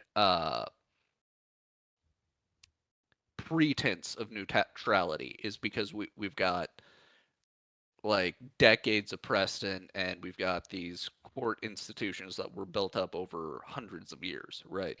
The only reason why we have even like the pretense of neutral law enforcement is because we've got, again, these institutions that were built up over hundreds of years and built by better men than us. Like, shit, let's just go down to the fucking roads. How's that bridge doing over there in PA? That thing was put up in like 9 months. Have they even started on it? Wait, You know what? the one, Which one? the one that got hit by a trolley or hit by a boat. Oh no, that's in Maryland. That's in Maryland.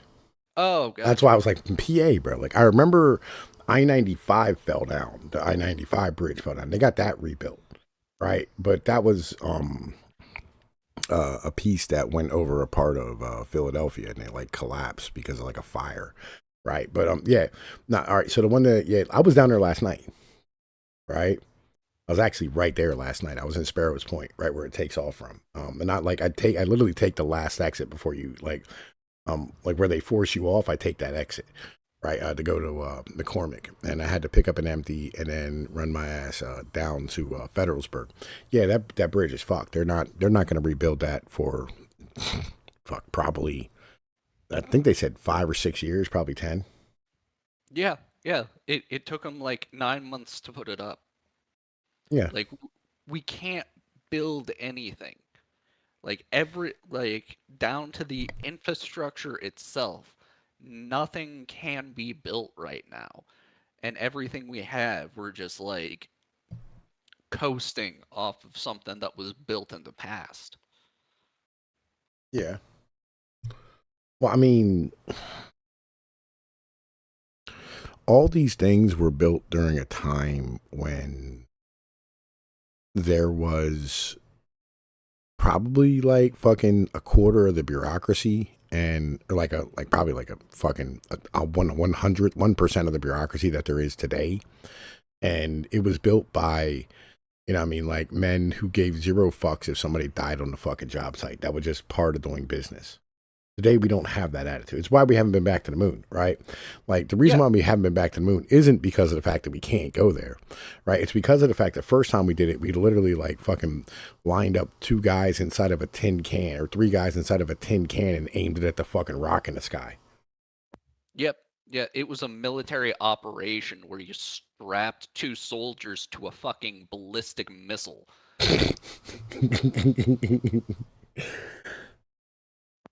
Yeah.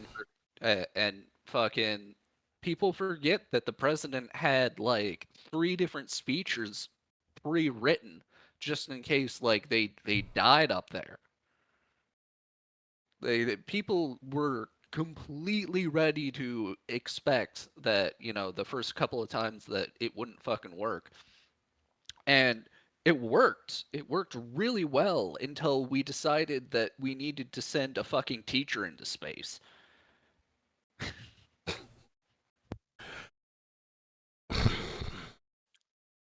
And like, okay, so what is the point of all this, right? That like everything is vestigial. I mean, the vestigial idea is like everything is like, just some shit that's just attached to a giant body, but it's not like needed.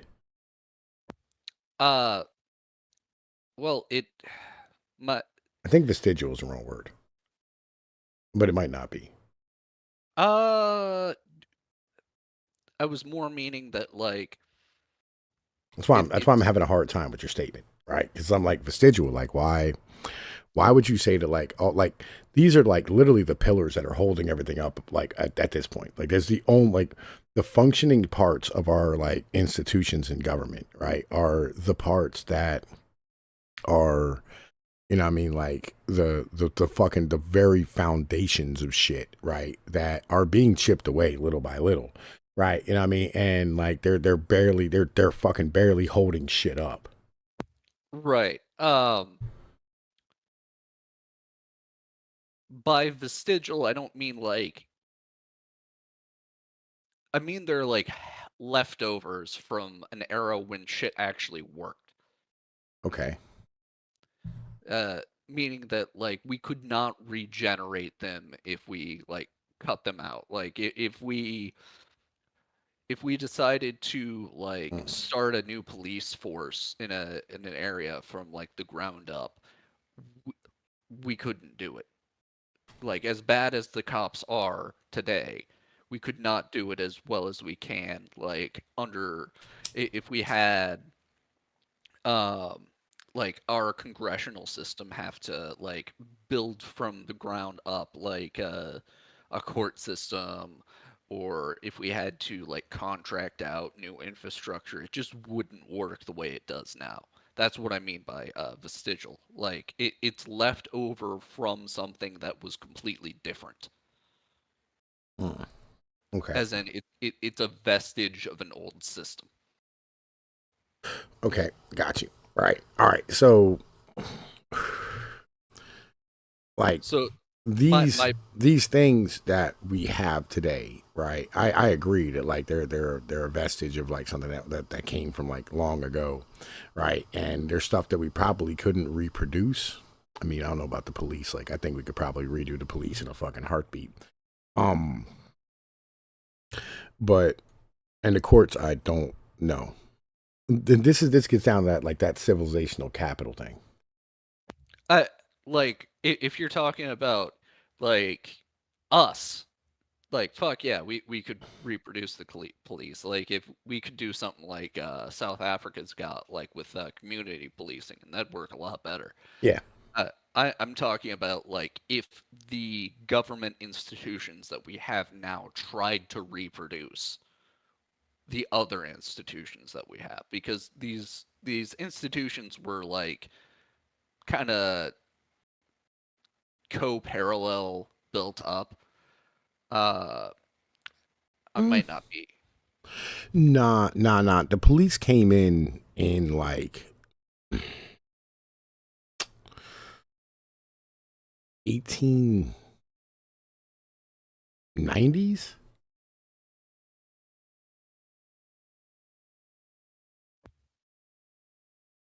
I mean, sheriffs have pretty much always been a thing, but I feel you. Yeah. I mean, yeah. Well, we don't have sheriffs here, so like, you know what I mean? Like they don't exist here, right? We don't really have those. Like the sheriffs here, they kind of just sell your house and like pick people up for warrants. That's all they do here. Um, but like, yeah, the modern community, the community policing thing that we have today, right? That wasn't a thing until like the 1890s, 1900s. Well, yeah, because like that didn't it start at least partially because of Reconstruction? Yeah. Slave catchers, and then it turned into fucking the shit that it is today. Where like, and then like municipal police, right, became like a major thing. Is like you had the immigrant waves hit into like these new cities and shit, Yeah, I feel you. right? You know what I mean? So like the whole community policing thing, because like we didn't need community policing when you were very rural. What you had was you had like a court system, right? And like local lawyers and notaries that would, like argue your case if you were impressed upon by somebody or somebody like killed somebody or whatever the case is, right? And Yeah, they weren't like what you would call modern policing today, where like you have like a cop, like cops out here, on a regular basis on the street, walking around, that's something else completely. yeah, like I'm just trying to stick with you in the conversation. I'll be honest with you. You know what I mean?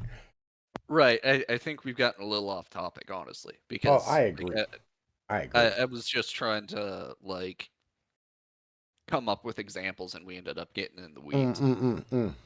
Well, the weeds is where we live, and I'm fine with that. You know me, man. Listen, we live in the weeds on this fucking channel. I mean, so Out in the pucka brush, dude.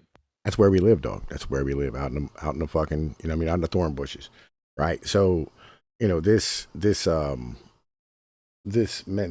mentality, yeah, or the DA trying to maintain the conviction, right? You're right, Johnny G. By the way, what up, Prime? You know what I'm saying? What up, Jewish? All these motherfucking people who are in the chat.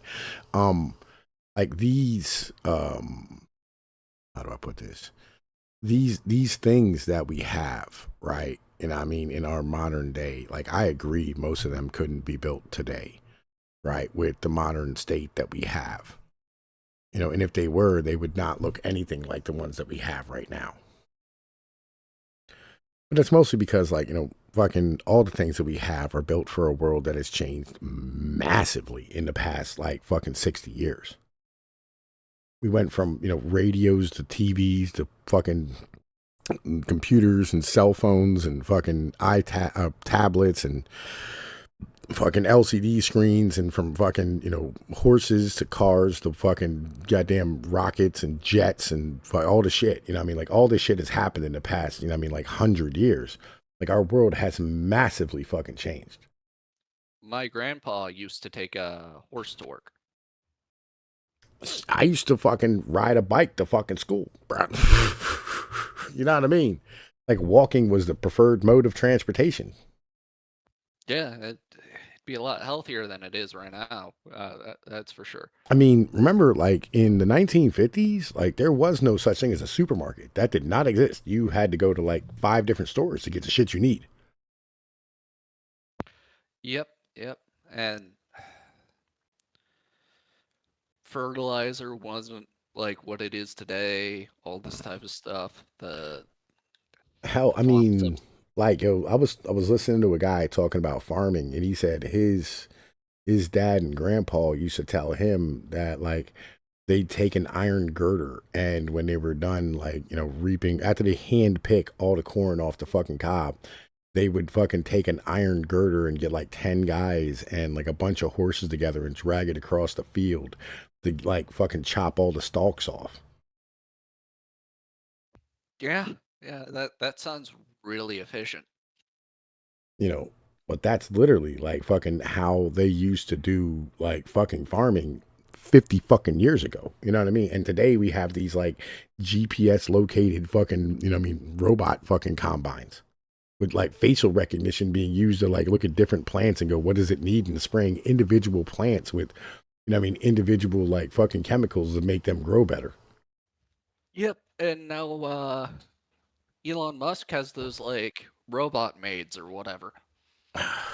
I fucking, that shit's gonna fucking be retarded. Like, listen, if that becomes a thing, we're all fucked. What, you don't think it's a good idea that like a robot walks your dog? You know, the only source of exercise that like a large amount of people get? You think that's a bad thing? It might be. It might be. I mean, listen, DJ Ronnie G, it's not about the hype thing, right? Think about it like this. They've dumbed down shit for jobs to the point where they've turned these like skilled like positions that, you know, take you like 6, 8, 10 months to master. You know what I mean? They might not have been like amazing, but like they've turned them into like these processes where literally you can hire an Ethiopian female to come do them, right? You know what I mean? Like, yo, imagine what they can do if they have robots that they can, like, yo, if you cost 35 grand a year, this robot's $35,000. Like, literally, they're saving 10, 20 years worth of fucking pay with every person they replace with that robot. There's a hell of an incentive to make that shit work. That's the mentality. Yeah, the only thing that I can really hope on this is that this is another one of those like massive bullshitting campaigns that Elon likes to do to get like a pump on his stock price and then he just never fucking delivers. That's what I'm hoping happens there, to be honest. I mean, Like I hope it ends up being like full self-driving where he sells it to people and then just never fucking delivers.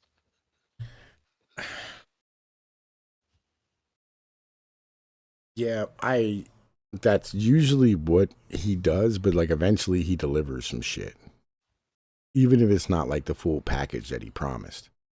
Right, right, right. And I it's not mean, like all right, so here's the thing, right? After he came out with, you know what I mean, the Tesla, right? And the Tesla S, it wasn't 3 years until like other car makers copied it and fucking just did their own thing. mhm. And that's the problem. Yeah, and now a whole bunch of car companies are backing out of the EV stuff because they made, well, A, China's like cutting them out at the legs, coming out with like $10,000 EVs. I wouldn't want to drive one myself because, you know, you're driving a giant Chinese smartphone, and I'm a little sketched out by that. Um, just like first principles there. I'm sure there's a couple of them that are pretty good, and if you got somebody to go over it with like a fine tooth comb, you could probably find a pretty good one. But Well, yeah, here's the real thing, right? Think about the Hezbollah pager thing. yeah, yeah. You could definitely. Well, I mean, to be fair, you could do that with like regular cars too. But I feel you. You know what I mean? Like, you know, that's kind of the real dangerous thing. In the end of the day, like I'll be honest, I wrote a book about this like fucking way back. You know what I mean? Like fucking years ago, right? You know what I mean? Like, you know, and they didn't use explosives. They used like chemicals and biological agents. You know what I mean? Like fucking that would be the smart way to go. Right? Could you Yeah. imagine, you know what I mean, like taking out like the top, you know what I mean, like 20% of the population who are driving your EVs? Oh yeah. Yeah. Although wasn't there some politician or politician's wife that like their Tesla just like randomly accelerated into a lake? Yeah. I Uh, mean, like, you know, their build quality is not the best. no, they're not. I think one of his gigafactories actually had like people in tents. Uh like, listen, like this, the system we have is not conducive to humanity. This is why, like, yo, listen, a lot of people call General a fucking retard, right? And this is why I like him. Because, like, instinctually, he understands some shit that, like, a lot of motherfuckers just don't get. You know what I mean? And that's one of them. Oh Is yeah, literally like this shit is not built for humans. Like, it's just fucking not. Like, we as humans should not be living this way. yeah. Like with General, we're looking at the same thing. We just got different angles on it. Is my opinion. Yeah. On him generally. uh, but like he's at least got his eye on the ball. Well, that's my mentality, right? It's like this dude, you know what I mean? Like, regardless of all the other bullshit, you know what I mean? Of all things being equal, like, you know, he's thinking about shit, and you know what I mean? Like, his instincts are like putting you on the same level. You know what I mean? Yeah, he does need to grow up and, you know, face the fact that he's never going to space. None of our kids are going to space. I agree. I agree. Right? That's hard. You know what I mean? For like humans. Yeah, yeah. Like I've said this before, but like in order to do like the kind of crazy shit that like they're wanting to do, like we'd have to have a population of about 10 billion people uh at about we'd have to have the entire planet have 10 billion people and the entire planet be like 1950s America. Yeah, that's never gonna happen.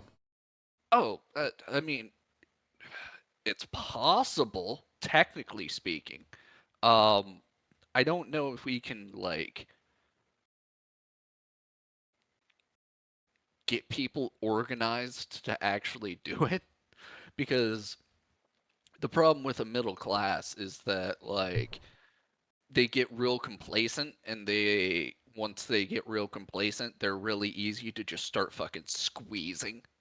And then the ruling class will just squeeze them dry and then basically kick the fucking rung out from underneath them, and then they're gonna like a lot of ruling class people, they're willing to like see the quality of life of their entire country go down if it means that they incrementally have like a slightly better lifestyle. Um, and especially like in a bureaucratic system like ours, there's a lot of room to do that because like for example, Bill Gates doesn't have the kind of personal freedom that your average African warlord does. And so like lowering the level of like civility of the whole society offers a lot of advancement for a lot of people. Mm, I feel you. All right. Hold. May I come in? Oh, Anubis and Walter's here. What up, Anubis? Walter. Right. Like I don't know, man. Like the whole thing, it seems sketchy as. But let's keep going to this video a little bit yet, and then I got to go fucking do some. Were very characteristic Hey, of I'm glad you liberal joined that political server, parties. by the way. So a lot Well, of thank you. Thank you kind for of inviting me. modern, as you point out, libertarians, but also a lot of kind of center left. Well, I didn't leave the left left me types. They like to call themselves classical liberals. Right. And one of my favorite things is to point out that they don't believe a single thing that classical liberals actually believed. Why do you think there's been this appropriation of that term by so many people who really don't fall into that understanding at all? Because liberal is a nice word, right? I mean, to call somebody liberal is not an insult unless you're listening to Fox News, and of course, the people who are conservatives there are really, moderate wokesters. What? Calling someone liberal should be an insult. But you know what's funny? They literally do believe in the same things. That's the funny part. Who? The classical liberals, like the people that he's complaining about. It's like these people think that there's not a true form of liberalism or whatever. I mean, all of it, like everything is liberalism, right? Like Marxism, communism, all this, it's all liberalism. Well, yeah, of course, like Karl Marx is like communism was supposed to be liberalism and its promises that were supposed to be fulfilled, right? Like utopia and all that. Yeah. Look at this. Look at an 18-year-old. Like, yo, knows more than the boomer. Yeah, I mean, unless you've read literature from before what 1600, 1500, I didn't need to read much. This is just my analysis from my own assumptions based off of just a few books I read. I didn't even have to go into a deep and out like deep books or anything. Yeah, nobody. You don't have to read a lot to know all. Like, you don't have to read Hegel, right? And Kant. Yeah, And like fucking. this is pretty basic knowledge that I thought most people should know. I was gonna more say like unless you've read books from that far back, you're not gonna be pulling from anything except liberal sources. Oh, I totally, I somewhat agree with you on that. Right, but I it's mean, an assumption, right? You know what I mean? It's like written into the details of what's being said in every book. You know what I mean? After a certain point. yep, it's in the language that we use, like the fact that democracy, something that is democratic, is a good thing, just baked into the language. Yeah. That's not seen into the 20th century. Yep. Yep.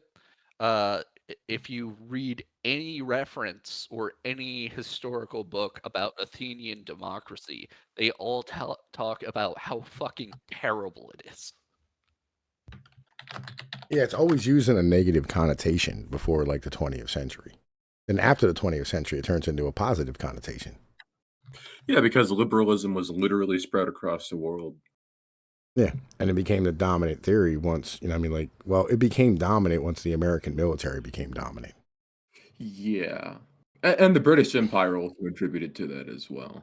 No, not so much, right? Like they laid the foundation for what America is. Yeah. 100%. Like, America is a continuation of the British Empire. But on the same level, you know, like the ideas of like democracy, pure democracy, like the ideas of just a Oh, yeah, that's democracy very being good. American.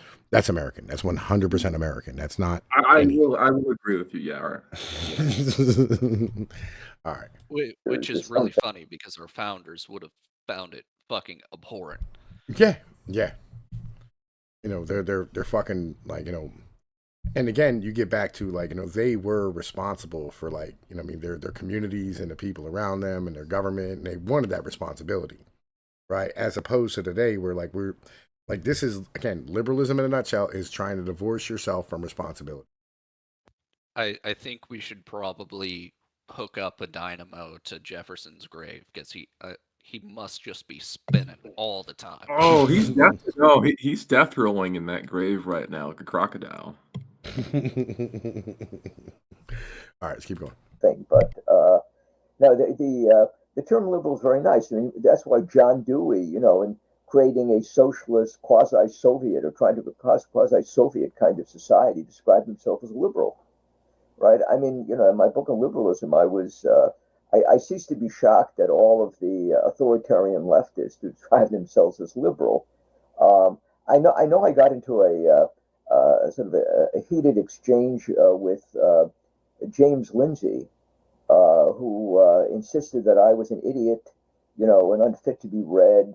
I think he just discovered my writings because I did not consider him a true liberal, which I don't. Nor do I consider Barry Weiss a liberal or Douglas Murray or the people at the University of Austin. For the most part, they're not liberals. They're sort of, you know, what I call sort of moderate woke leftists who are being dissed by people who are further on the woke left. You know, and I can sympathize with their plight, but they're certainly not liberals. Well, if you've been denounced by James Lindsay, then we're both in good company on this show. But honestly, I'd be shocked if he's read more than 5 pages of your actual work. You know, I would too. but you know, one thing that you focus on. Yo, James Lindsay is just getting put on blast, like yo, everywhere. You know what I like? You were the first one to call him a dumbass for a while. Yo, listen, I am always ahead of the curve. Yo, legit. Always. In I'm every starting way. to notice this. Yo, in every way, I'm ahead of the curve, son. You know what I mean? Like, I'll be real. I was going through like my my SoundCloud catalog, like my songs. And like, listen, I'm gonna keep this 100 with you. Like half the shit I talk about in my songs, like, end up being like news stories in like fucking 6 weeks. I'm not fucking around. Like it was the craziest shit. Right? Like I literally, I wrote a song, and I wrote a song. It was a track about, like fucking, like flooding and shit in the South with like fucking, you know what I mean, like CAFOs and then dock workers like losing their jobs and all this fucking shit. And literally like 6 weeks later, that shit fucking happened. Yeah. It's fucking bananas, bro. Like legit. It's fucking crazy as fuck. Let's keep going. In the book that you talk about a good bit, and you mentioned a couple times here, is the democratization of the liberal project, which I think is a really critical aspect. And I want to get more into that. But before we do, let me tell you guys a little bit about job stacking. Hey guys, let me tell you about today's sponsor, job stacking. More paychecks will be democracy, at least for the modern person. When they think of liberalism, they think popular sovereignty, the voice of the people, you know, being represented. This is what matters. Even if you read John Locke in the second treatise, he's constantly appealing to the majority and the will of the majority as the justification for power. And yet you point out that actually a mass franchise is not particularly liberal, which I think would, you know, be a little bit of cognitive dissonance to some people. No, I think you're absolutely right. You know, it's also a question of whether John Locke really believed in, you know, everybody in society being given the franchise. I doubt that he did. And in the second treatise, he's appealing to a particular readership, which were the levelers, a religious sect. But even they weren't Democrats in the modern sense. The belief in universal suffrage comes rather late in time, and most liberals in the 19th century did not. But they mostly opposed giving women the vote. You know, even upper class women.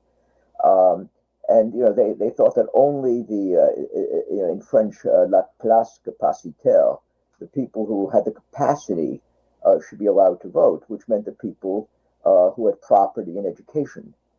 And that was something almost all liberals insisted on in the 19th century. By the way, even John Stuart Mill, who was a social democrat and a feminist, believed in a limited franchise. He did not believe that people who were living on the dole, who were illiterate, should be allowed to vote. He also had other criteria for voting. So the notion you do not have a liberal society unless everybody votes, you know, comes very late. And by then, of course, we're living in a post-liberal age. Yo, listen. The reason for the franchise, right, was twofold. First, it was landowning males, and then secondly, it was the individuals who went to war, right? Like once you got away from the kings and the nobles in England, right, and you turned into a place that didn't have a landed aristocracy written into the code of law, right? All of a sudden, it turned into this.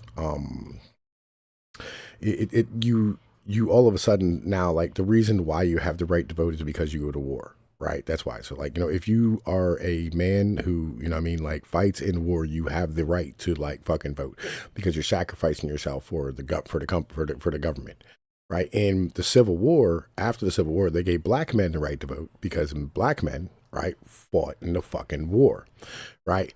And then, you know what I mean, like, later on, they gave women the right to vote in 1919, which, you know what I mean, was a total and utter mistake. But this didn't have anything to do with, like, liberal values. Well, it was passed on the religion of liberal values in the same way that, like, every time you go to war, right, like, fucking, they always say God's on your side, same type of deal, right, where it's like, you know, fucking, oh man, listen, if we believe in our beliefs of, you know, like, you know, whatever, freedom and equality and da-da-da-da, right, you know, we're going to do this. But ultimately it was because they wanted women to vote, so they had somebody that was easily pliable to be able to vote for the people who were in power. That's all that shit was. Let's keep that a buck. You know what I mean? Let's not lie about things. You know what I mean? You know, it is what it is, right? That's kind of where that's at, right? But, like, Again, this is all just liberalism. At the end of the day, right? Fucking, it's all fucking liberalism. Also, Well, it's the progression like, of the also ideology. depends on the state, because like there were some like Western states that the reason they gave women suffrage was because like it was a sausage fest and they were trying to get chicks to move out there. Yeah, but yeah, it's the issue with liberalism and like classical liberals is that the progression of the ideology naturally leads to where we are. So no matter what you call yourself, it will lead to this system. Or something like it. Well, I mean, also like it's an aristocratic view, right? So like I always say, like liberalism is a religion of the merchant class, right? And so like if you're a merchant's child and you're hanging out in some cafe in New York or Paris or London, right? Most likely in New York, right? That's the big one for us in America, right? When it comes to like Western civilization and the torchbearer today, it's America.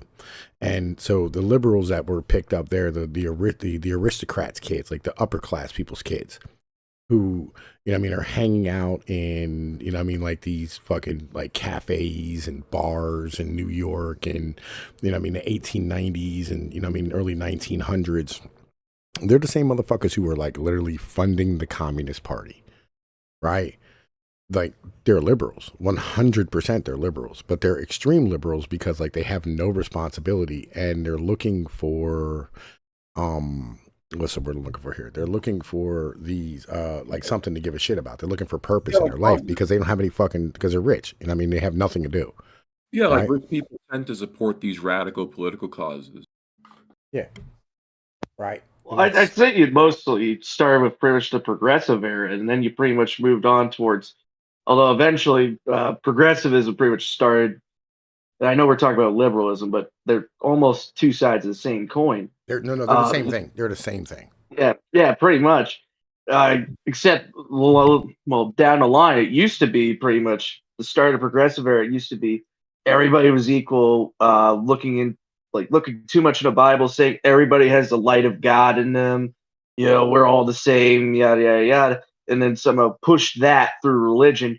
Well, eventually, Marxism, socialism got hell bent into it.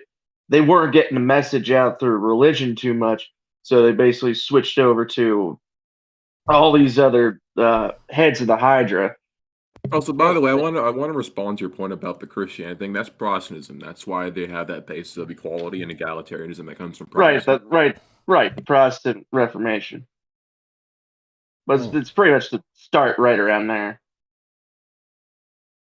Yeah. So, all right, man. Listen. Yeah, we were talking about Protestantism earlier. Fucking, like that was discussed earlier. Fucking, like about like an hour ago. Sorry, I was. No. You're fine. You're fine. You're fine. We got into that. No. Like, listen, you're cool. No, I was just telling you, we already got into that. Fucking, like we had a whole ass discussion on the whole like because he brought up and he was like he tries to explain liberalism in a universalist way of going like, well, then why didn't Portugal and Spain and fucking Italy had the same thing as Germany and fucking Britain and fucking da da da and all shit? Like, well, you know, they have different cultures and they're different nations and different peoples with different religions, and Catholic Church holds back, you know what I mean, the behavior of people through, you know what I mean, like the way that they actually like run the fucking church. And upholding like the moral guidelines by saying if you fuck up, you can't just say like I'm sorry and go on about your business. That's Protestantism, right? And so Protestantism allowed for liberalism, right? Like liberalism grew out of Protestantism. And fucking man, listen, where the hell was I? I was gonna address something that my man said. The Anubis, you said some shit that was like fucking worth like fucking bearing out. Say some shit that you said, man. List all the things you talked about. Oh no, I think I was just talking about the. Well, I pretty much repeating what I said. I was saying, well, first we go off the same thing. Progressivism and liberalism is pretty much the same thing. Mm-hmm. But going off of that. A lot of this pretty much started right. Religion. Let me throw the religion thing in, right? So yeah. That's how like prohibition was passed, right? Was through like this liberal value set of, you know what I mean, going like all men are good at the very beginning, right? You know what I'm saying? And saying like everybody, you know what I mean, is the same.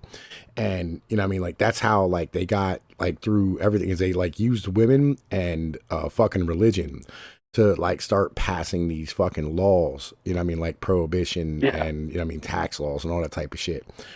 They used it for that, right? And that Yeah, was I just read something it, that they so- wanted to do, you know what I mean? But yeah, that's literally like fucking all that shit, you know what I mean? But there's also like some cultural aspects, you know what I mean? You can't add everything into liberalism. You can't blame it on everything.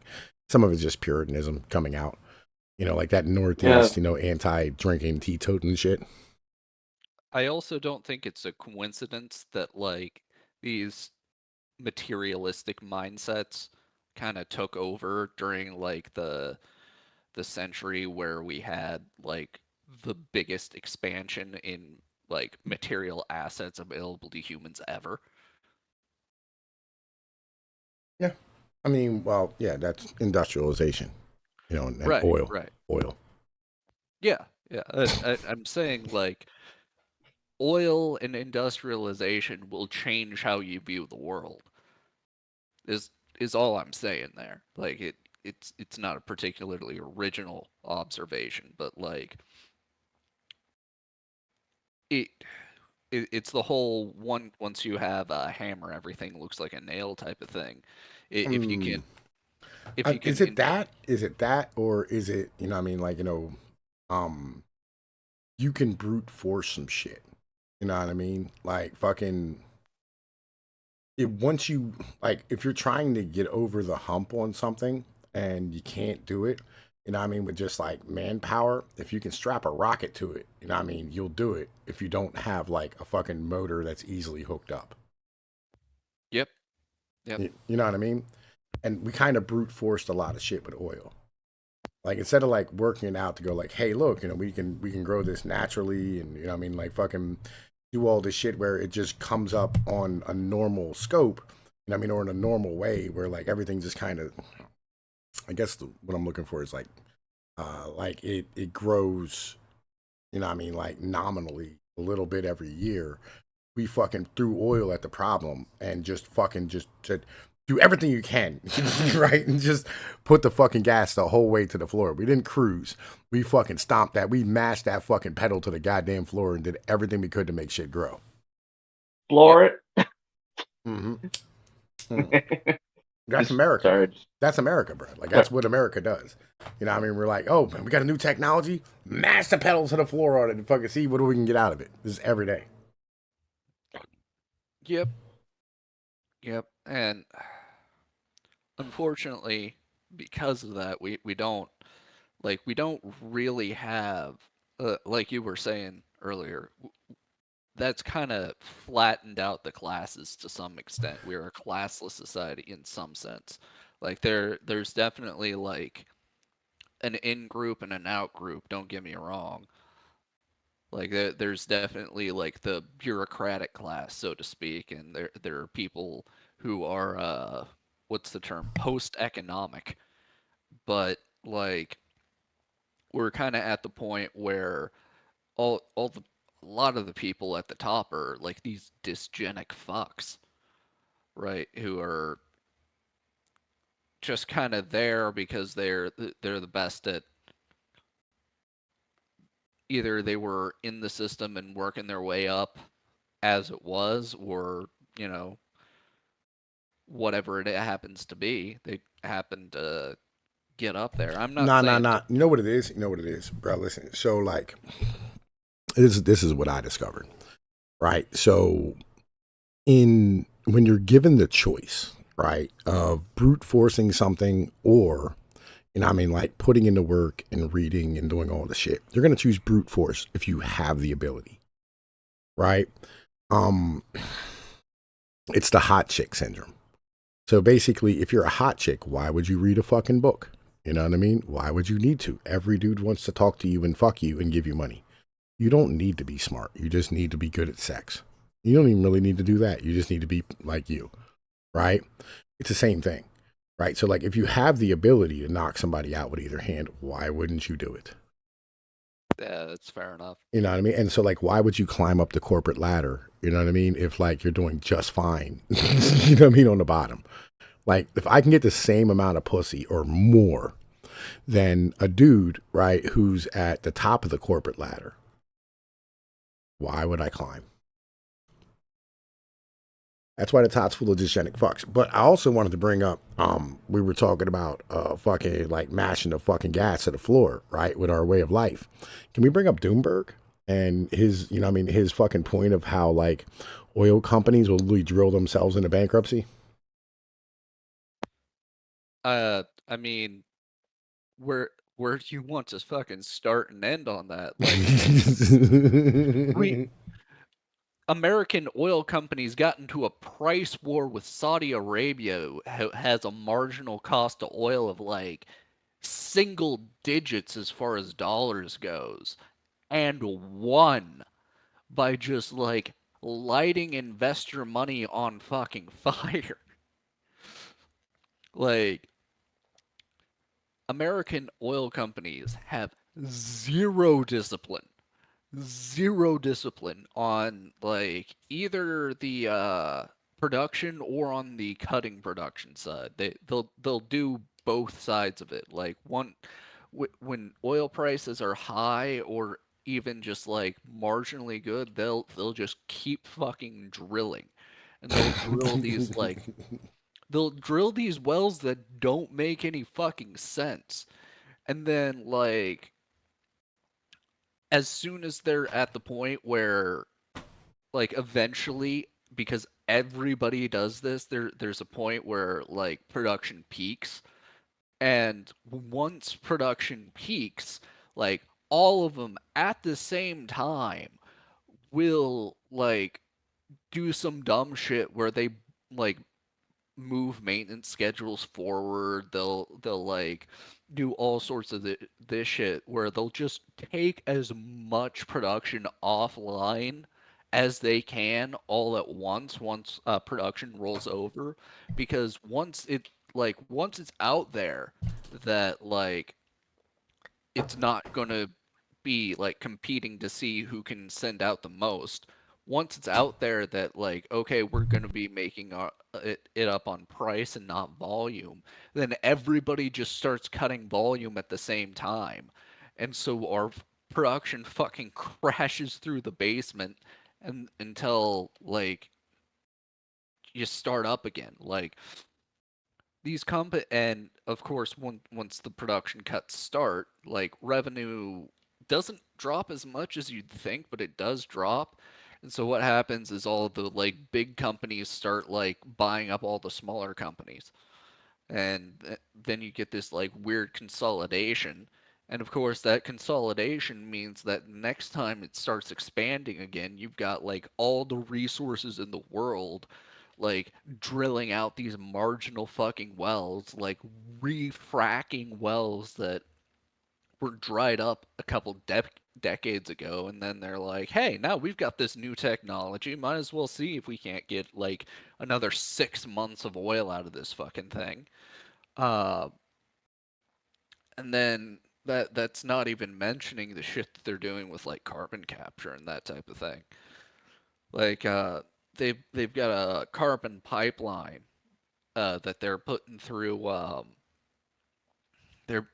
I think Illinois right now, and you know a lot of people think that, well, a lot of the advertised thing is that they're sequestering carbon dioxide back into the earth, but it seems like it's really interesting that they're putting it directly back into like a shale field that's starting to run a little bit dry, and it looks like it's going to repressurize the field and make it start producing more again. Nah, but like the point is that like our companies will literally sit there and drill themselves into fucking bankruptcy, right? It like it's Just and like this isn't just a problem with like oil companies, like it's all companies. yeah, VC in general. What like I don't like to like paint with a broad brush, but like what a lot of VC companies have been doing is just as an example, uh what they did with Red Lobster. Red Lobster is a company that had been decently profitable for just years. Years and years and years and years. And then VC bought it, and what they did was they were like, okay, so the biggest asset on this company's balance sheet is the property. So they sold off all the property and started renting it back to the company and then resold the company. So like these VC companies will just like strip perfectly good companies of assets and then repackage them and then sell them back onto the public market. And that's just when they're not already public companies who are ran by, CEOs who get, paid in stock options.